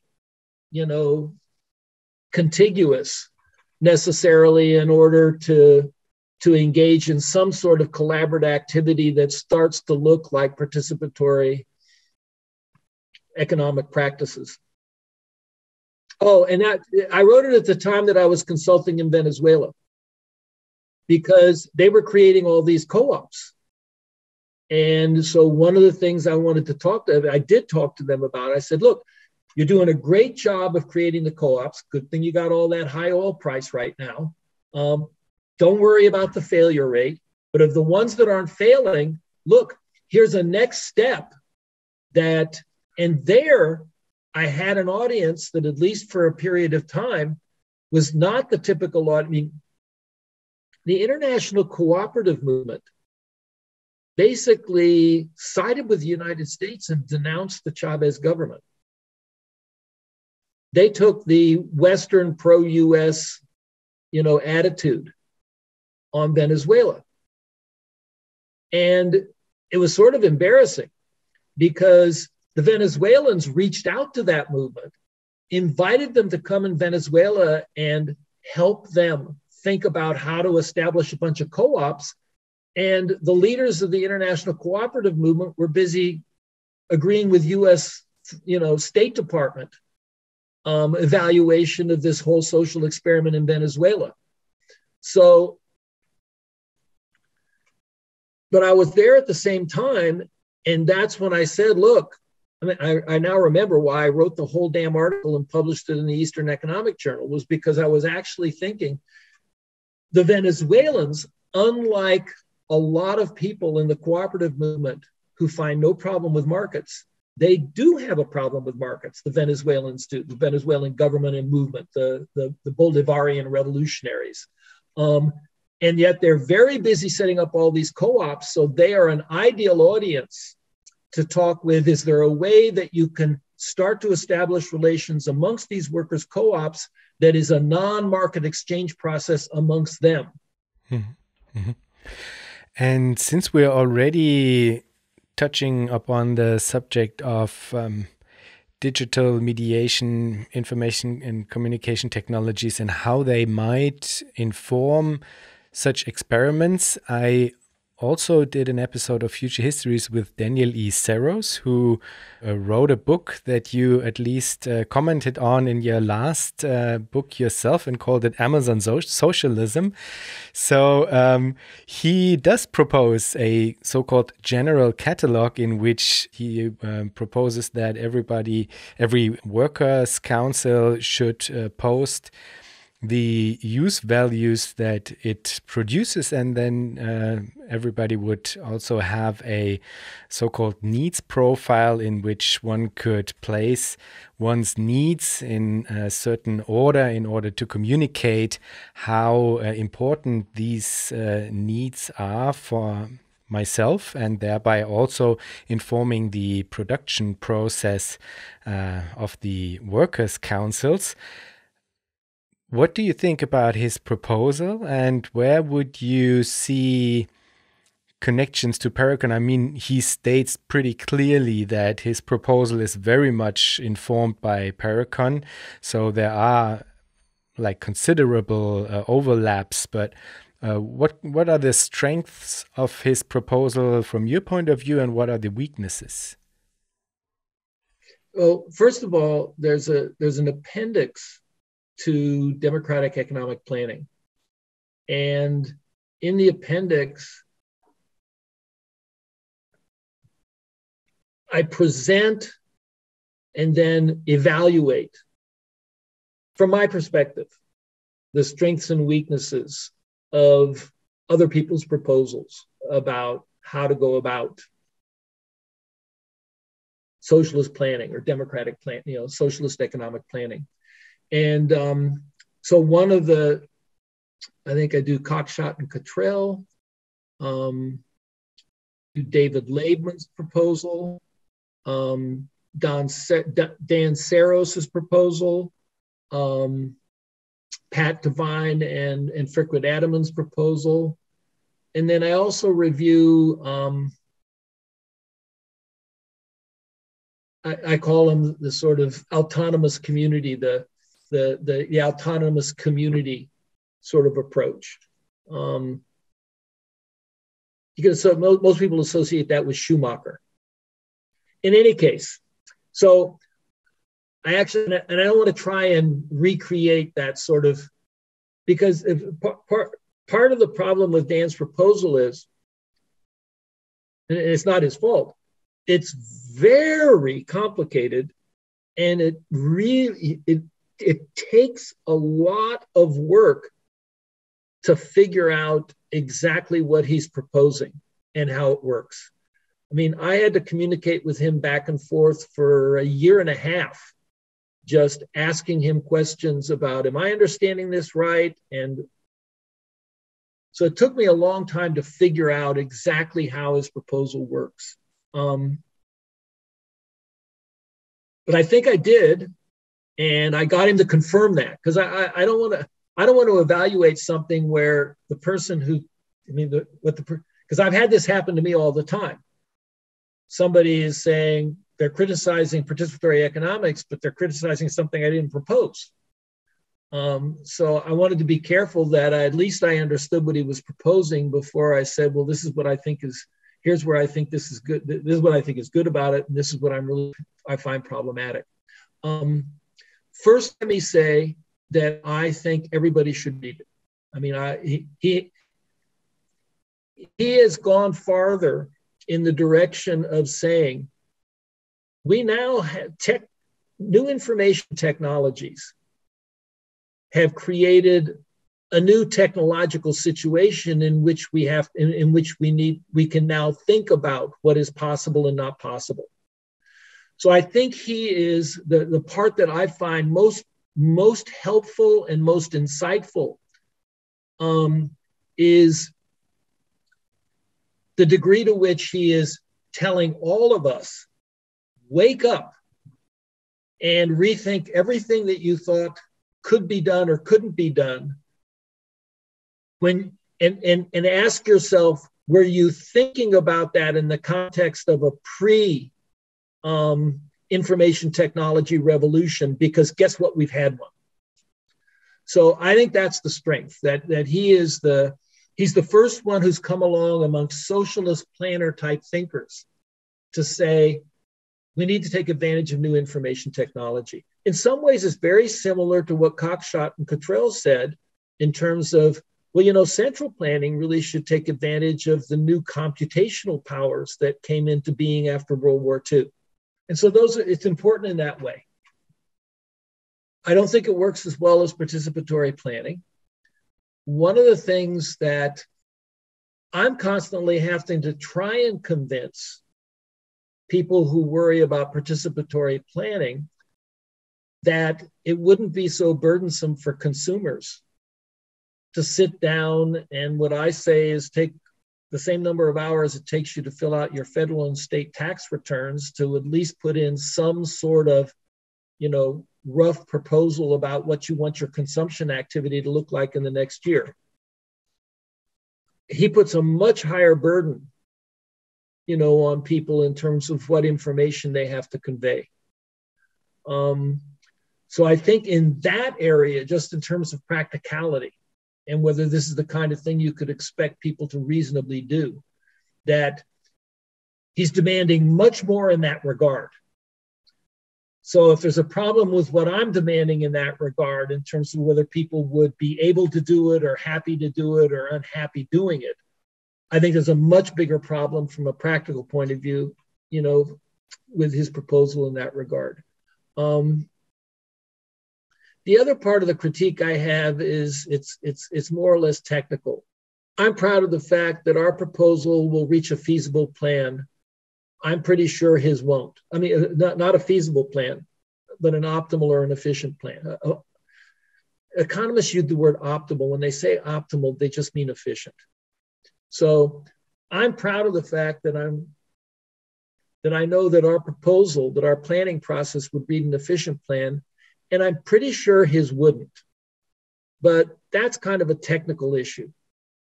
Another place we're on the same grounds is his reaction to market socialists is, well, you're proposing market socialism because you claim it's impossible to do the planning. I mean, you can't really do the detailed planning, but I'm showing you can. And so on that, we're really on the same wavelength. We're both saying you can do planning, and you can do planning in a participatory way. Planning that bears no resemblance to the kind of central planning that was done in the Soviet type economies in the 20th century. It's not, Ove was wrong when he said either markets or there's sort of central allocation, central planning. There is no alternative. So I think Dan has proved that he was wrong, because his proposal is sort of proof positive. At least in theory, we could do this. And our proposal, I think, is also proof wrong, because a different proposal says you can do it. You can do something. You can coordinate a modern economy, without either markets and without central planning. So in that regard, I also think of it as an important contribution to people's thinking about all these things. I will restrain myself not to get into the technical questions of your criticism, because I'm actually also interested in those, but I think these would really very much go too deep for the general audience. And so let's move on. And I mean, I already said it, I'm very much appreciative of how Parecon is flexible, as you rightly pointed out, in certain regards, specifically those which I had my troubles getting along with, as I already stated. I can make this, I'll make it very easy. I'm getting to be in a somewhat joking mood at the moment, but, I can promise you we will find a workers' council whose system of evaluation you are comfortable with. I can promise you that there will be many such councils that will handle that situation the way that you are comfortable with. Oh, I'm sure. You know what? Let me make one further comment on this. There's sort of, I think there's a similarity here. This analogy might sort of ring with people. In any family, there are sort of disagreements and controversies, differences of opinion. And some families handle this by, we're not going to talk about it. Because if we talk about it and we argue about it, we're just going to end up feeling worse. So it's sort of the sweep it under the rug approach, to family problems. And then there are other families that basically take a very different tack. They say, you know what, sweeping it under the rug just makes it worse. It just festers. It's better to just get it out there. And, and I think in some sense, that's what we're talking about. To what extent is it going to be helpful to sort of just live and let live? And to what extent is it actually going to be more healthy not to let resentments, I don't think you're working as hard as I am, but you're getting paid as much. Not to let resentments fester. To what extent is it going to just work out better? If everybody agreed, I mean, if there were never any differences between self-evaluations and others' evaluations, there would be no problem. But it's important to realize in the real world, that will not happen. In the real world, there will be disagreements. And then it's a question of what's the best way to handle it.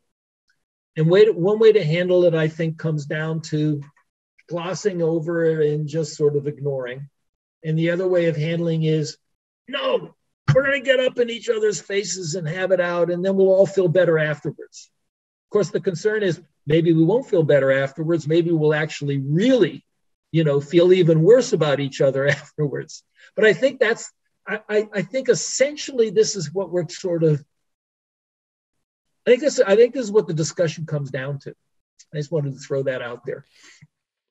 Well, I mean, this is kind of connected to the question that I wanted to pose, actually, because the way that you describe it already establishes a certain image of how people are, and that they would, as you said before, at some point, like you believe that the most of the people would react in ways in which they would get kind of angry if they had the feeling as if people who worked less than themselves would be paid the same, and that you, as you just stated right now, think that it's better to address this resentment instead of glossing over it. But this already operates on a level of assumptions that I maybe would not share. Throughout reading Parecon and about the model, I had the feeling as if all of the aspects that I'm having trouble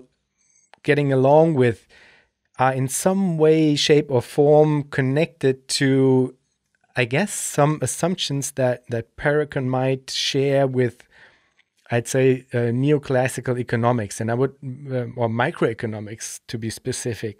So I would be interested in what is this connection? And how do these assumptions inform Parecon? Because, as I said, I had the feeling as if there was some type of, I would say, methodological individualism at play within how the model itself is structured, and not only in terms of how you frame questions of efficiency or equity or fairness and stuff like that, but also on the level of how it is built. So you build it kind of from the ground up, I would say, and the ground is some specific image of humans, so to speak. And at some point in the book, I'm not sure, I guess in the book or somewhere else, you quite clearly say that this nucleus, this image of how humans are being modeled on the ground of Parecon is actually the idea of Homo economicus, and that this is something that informs how this model is being built. And I really had the strong sense that the elements with which I had a hard time agreeing, and the fact that this type of modeling is somewhat close to how Parecon is being built, that this overlay is very informative. I would be interested in this connection. Like what is the connection between Parecon and neoclassical economics, and why do you use some of these ideas and types of modeling? Okay, I'm going to say a couple of things that sort of get at this. Most people interpret, when neoclassical economists model individual behavior as utility maximizing, most people interpret this as, and most neoclassical economists themselves think of this as the only reasonable approximation we can make in theory to how people will behave. That people have priorities and preferences, and what they try to do is maximize their satisfaction, their enjoyment, given their preferences and given the opportunities available to them. So most mainstream economists defend the use of the models of utility maximization as our best approach theoretically to predicting human behavior. Now, if you then go and challenge the neoclassical economists and say, do you really think that that's a good predictor of people's behavior? What the smart ones will say is, no. Sometimes people don't behave that way. They don't behave in their own self-interest, but that's the best we can do. If we're trying to explain behavior and we start with the assumption that the behavior is irrational, well, then we're not going to be able to explain it. Now, that's what a mainstream economist, I'm giving you the mainstream economist mindset. Here is how my mindset differs from that. First of all, I completely agree. Sometimes people behave in their own self-interest, and sometimes they don't. I'm not interested in predicting how people will behave. I'm interested in evaluating economic institutions. So whether or not we can predict people, how good a job we can do in predicting how people behave by assuming that they will act in their rational self-interest given their preferences. I'm not interested in that. The answer might be, we'll do a pretty good job of predicting behavior, or it might be we'll do a pretty bad job of predicting behavior. Certainly for some people, we'll do a better job of predicting their behavior, and for other people, we'll do a terrible job of predicting their behavior if we do that.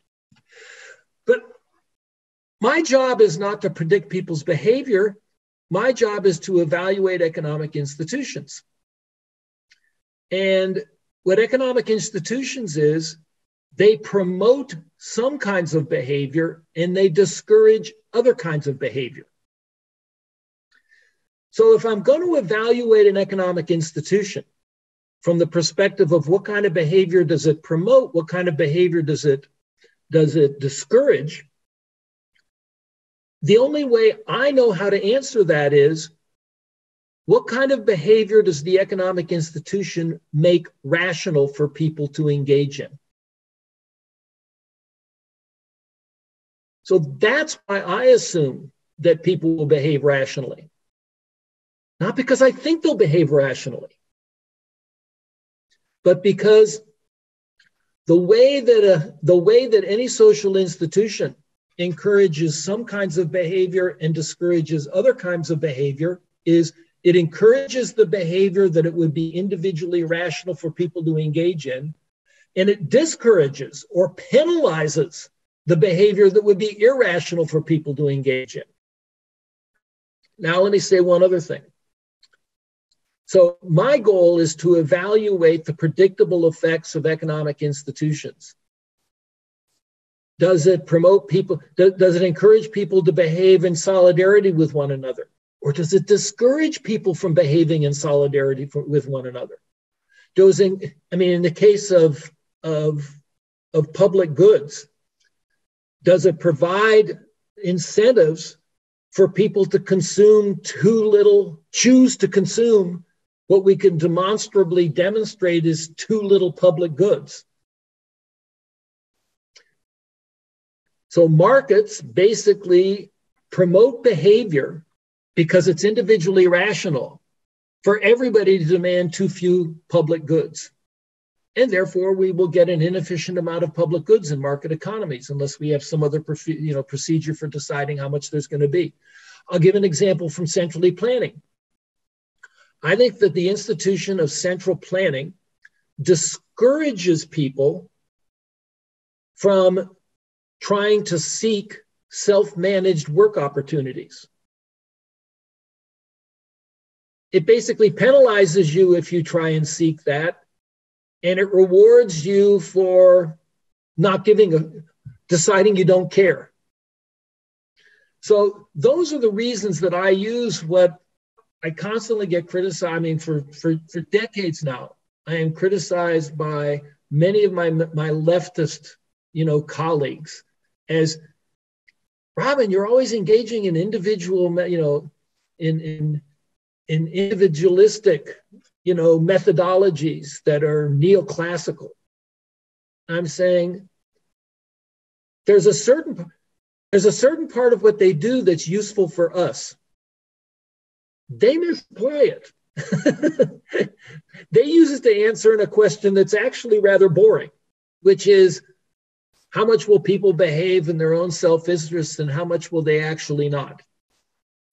And I already know the answer to that question. The answer is sometimes they will, sometimes they won't, some people more, some people less. There's nothing less that's interesting about that. But if you want to know what kind of behavior an institution is going to promote, the only way to answer that is what kind of behavior would it make it rational for people to engage in, and what kind of behavior would it make it irrational for people to behave in? And I'm interested in judging institutions, not judging people in terms of how they behave or don't behave. So now there's one other thing I'll add, and that is mainstream economists tell us we should just take people's preferences as given. And this goes back to Jeremy Bentham, and it's sort of ours is not to reason why somebody likes something. The job of an economist is to sort of, you like what you like, you don't like what you don't like. I do not stand in judgment of you. I'm just supposed to be telling you whether we can give you whatever it is you want.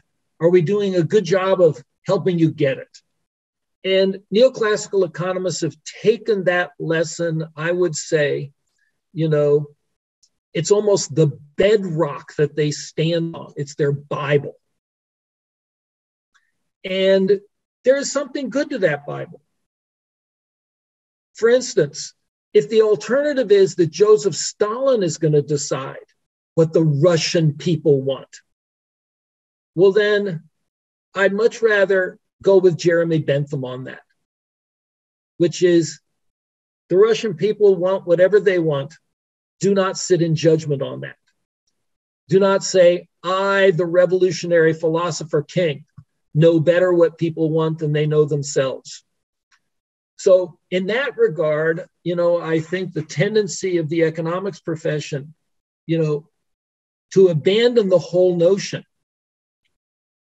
that there's somebody else who knows better what people should, there's somebody else who knows better than people themselves what it is that they should have and they should want and what will make them happy. We really need to abandon that. I mean, that should go into the dustbin of history. However, isn't it obvious that people's preferences change over time? And do you really think that people's preferences change over time randomly? Here's what I think happens. At any point in time, people have certain preferences and they'll act on them. They'll act on them by choosing to work here and not there. They'll act on them by choosing to buy this and not that.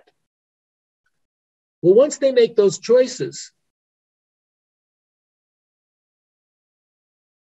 today's preferences lead me to make choices. When I make those choices, I consume certain things and I do certain work and I don't do other work.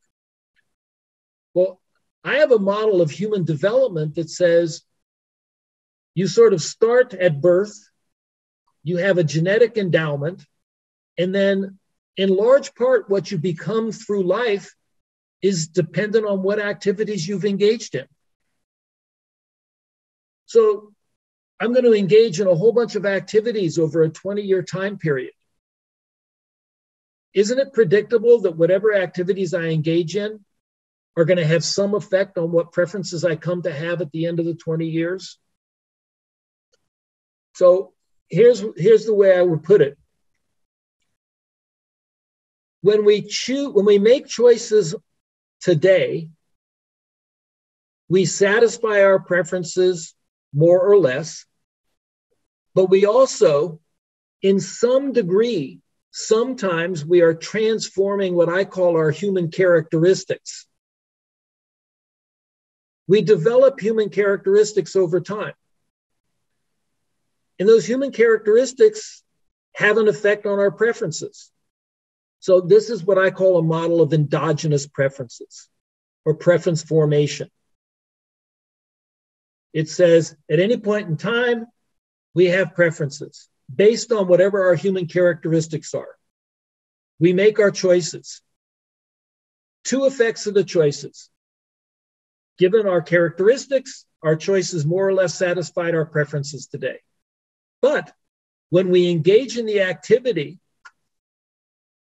of those choices we've made, we modify over time what our characteristics happen to be. And when we have different characteristics 2 or 3 years down the road, then we'll probably have some different preferences based on those different characteristics.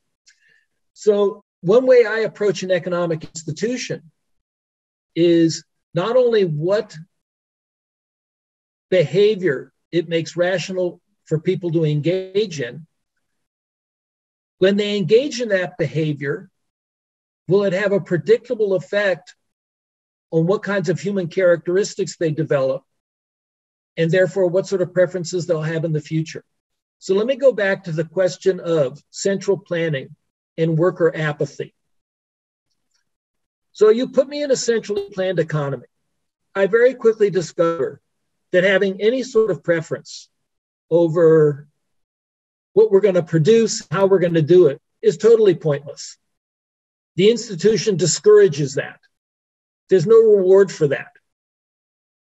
So I go ahead and I develop preferences that are rational in that context. I develop characteristics where I'm pretty apathetic about work. It was rational to do that. But it's part of understanding what the problem with central planning is, that that'll be the predictable effect. So those are the ways in which I use what is highly criticized on the left as methodological individualism. I don't use it as a predictor of actual human behavior. Instead, I use it as a way to evaluate institutions.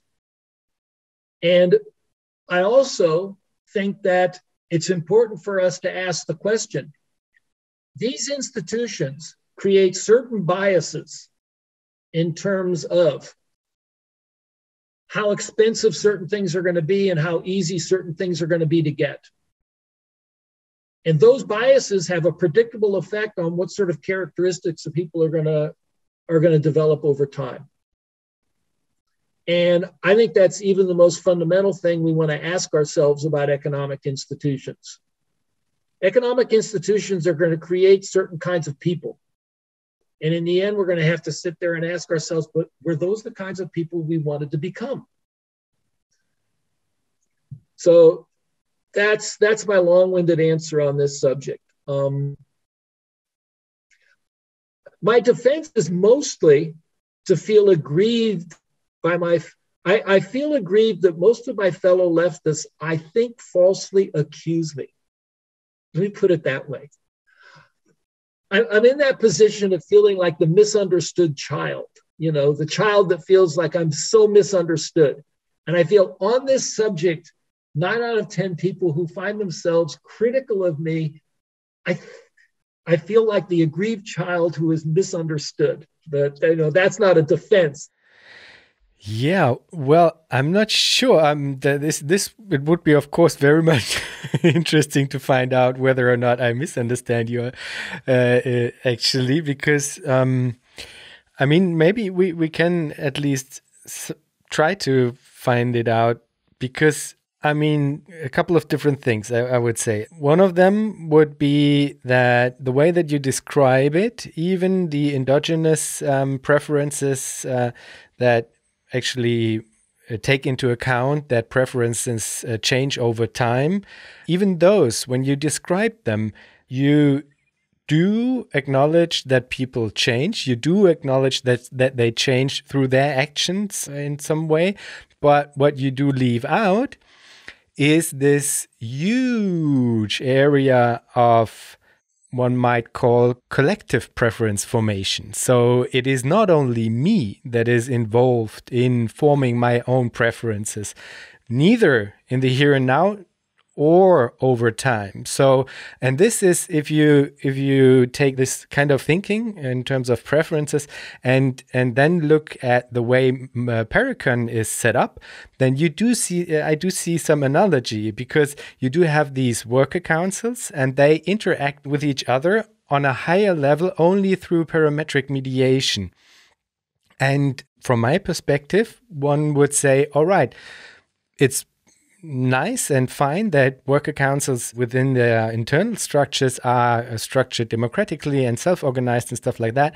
But the preference formation on a higher scale is always and needs to be also a political process, not only a communication, but a very much political process, because this aspect of collective preference formation needs to be exactly that, collective. But through modeling these actions in Pericon in the way that you do, you will necessarily lead yourself into a position where you can only argue for workers' councils acting with each other on a parametric level, because you do not want to interfere with the, so to speak, personal integrity of the workers' council. So there you have this analogy.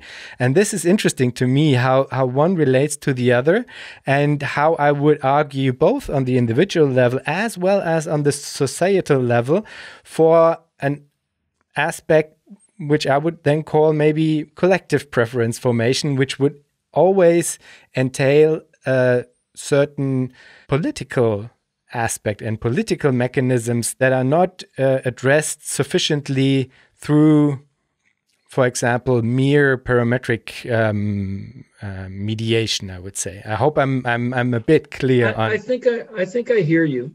I mean, one thing I would say is that there's actually a difference of opinion between Michael Albert and me on this subject. Michael would accuse me of saying, Robin, you want things just to be decided, as you put it, parametrically. And that doesn't provide enough interpersonal communication. And interpersonal communication is both an information sharing and a learning process. And my reaction back to him is, not everybody wants to sit in meetings all day arguing with you, Michael. and so there is a tension on this subject, even amongst those of us who, advocate for a participatory economy. Here's a second thing I'll say. And I've said this to Michael also, which is, hey, anytime people want to have meetings and talk, I don't care. People should have meetings and talk as much as they want. So you can add as much intercommunication. Another way of thinking of it is, in my view, you can add as much interpersonal communication and, where people are sharing information and trying to come to an understanding of one another. Which is always, in some sense, search for, can we find more common ground? Can we find consensus? I'm not ever opposed to as much of that as anybody wants to engage in. On the other hand, I don't want to design a system that can't work reasonably and come to decisions in a timely way, and that don't allow people to choose how much of that further discussion and communication to engage in. And I'm also concerned that, here's again, I think there's a bias. If you take a look at progressives and leftists and socialists, and then you look at the entire population, how much time the typical leftist wants to spend in meetings and discussions and argumentation, compared to what a normal person is willing to put up with. Normal people are ready to go fishing, after an hour. And most leftists will stay till 2 a.m. So I worry about designing a system that fits our preferences, but predictably not the preferences of a lot of other people who just aren't like us in that way. So I am constantly looking for ways to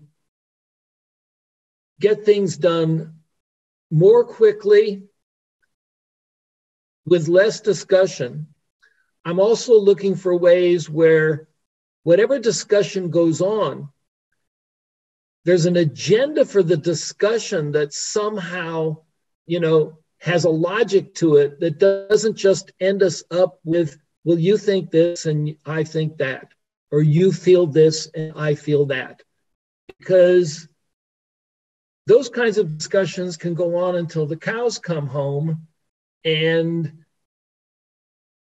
particularly if you set up a decision-making process where the decision is going to be made by whoever stays latest in the morning, then that I really have a serious objection to. Then that one is where I'm going to stand up on my hind legs and say, no, that there's a serious flaw there. So those are just some thoughts on this subject. I think there's a huge difference between our proposals about annual participatory planning in terms of how much information sharing, debate, and argumentation has to go on, and our proposals about investment and long-term development planning. That, although again, even in that regard, where we concentrate on is trying to identify who would have best access to information and how would they be motivated in terms of empowering them to make estimates of things that are used to draw up a plan, and involving people at the point where they have to decide the major things, like just how much difference between consumption of, average consumption over time are we willing to tolerate, the generational equity constraint, and involving people with, after we've got the most credible estimates of various things that are important to calculate what an efficient investment plan or plan over time would be, then I want political bodies to sit down and look at that and debate that and discuss that, political bodies, and eventually vote on it through legislatures or referendum. So there's a huge difference in terms of how these development and investment plans we are proposing now. And I've already said that that's more provisional parts of our proposals. So I do think, and we have clashed with people such as yourself over the past in this particular area. The clash is greatest about the annual planning. And in some ways, I think that we are more on the same wavelength, and some of the sort of nagging doubts about whether this is really the process you really think is the best process. I think that what we've now proposed about the investment and the development planning, in some sense, diminishes the difference between us. This sort of traditional difference between us. Absolutely. And if you would not have said that, that was the thing that I just wanted to add. I think that this is a very important remark, and that through these aspects of long-term planning and so forth, I think there are very important aspects being included into Paragon. And I was very... Yeah, I think what I would suggest is that to people like yourself, and you already have, but to other people like yourself, look at those and see whether they don't assuage one's fears in this regard to some extent, at least. Mm-hmm, mm-hmm. And just to get that right, I mean, in the traditional Paragon model, there was no additional political structure that accompanied a Paracon economy, is it? There was only like the model of the different elements that you sketched. There was no additional political institutional framework, no? If you go back to our actual overall methodology, we talk about four spheres of social life: the economic sphere, the kinship sphere, which is basically gender relations and reproduction, what we call the community sphere of social life, and then the political sphere of social life. And so participatory economics was originally really only a proposal about the economic sphere. And we, without saying it was the be all and the end all, without saying it was necessarily more important than the political sphere or the kinship sphere or the community sphere. And community, what we mean is historically defined communities via race or ethnicity or religion. That's what we mean by community. I don't mean community as in neighborhood. So what's happened is now for the first time, we've sort of made some proposals about reproductive labor after not very, very self-consciously not doing anything about that for a while. And not me, but somebody named Steve Shalom has made some very specific proposals about the political sphere, which, since participatory economy was called Paricon, that got called Parpolity. And I have not been very involved in that. I mean, I did get involved in sort of as one of the people working on the reproductive labor or reproductive activity. I've been uninvolved really, with trying to think through proposals about how the political system should work as being quite distinct from representational democracy. And so I would recommend, what I can do in that regard is simply recommend what Steve Shalom has written on that subject. There's also somewhat of a division in terms of websites out there for where you can find it and where you can't. So on the www.participatoryeconomy.org website, there really isn't any material there about Parpolity. Whereas if you go to the Real Utopia website, they feature, there's more material on the participatory economy, but they certainly have a lot of the material up there about, Steve's proposals that are, in some way, the way I would characterize them is, people find our participatory economy proposals sort of, in some ways, outside the mainstream, even on the left. And I think in some way, and so they're sort of bold and innovative in that sense. I'm trying to now pretend, I'm not trying to sell them as, well, they're bold and innovative, but they make all the sense in the world. They're going to become majoritarian within 2 decades. Parpolity, I also think, is some very bold and innovative recommendations. And what it's an attempt to deal with is even in representative democracy, the average person just feels like this has nothing to do with me. And so I think that's the dilemma, that's the problem that Steve and others who've worked on Parpolity, that's their starting point. And they are basically asking, can we propose something that's rather dramatically different from what most people are, even have heard of or even thought about, to address that issue. And in that regard, I think that's a very, very worthy task. But I just am not personally able to speak to it in any kind of, in any sort of detailed way. Robin, there's a last question I ask all of my guests, and it is, if you think about the future, what makes you joyful?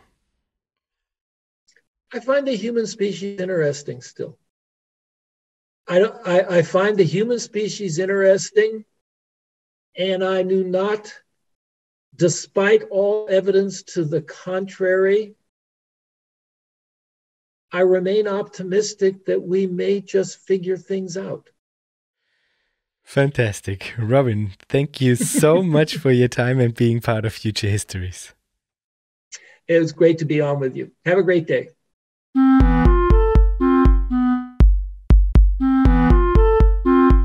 That was our show for today. Thanks a lot for listening.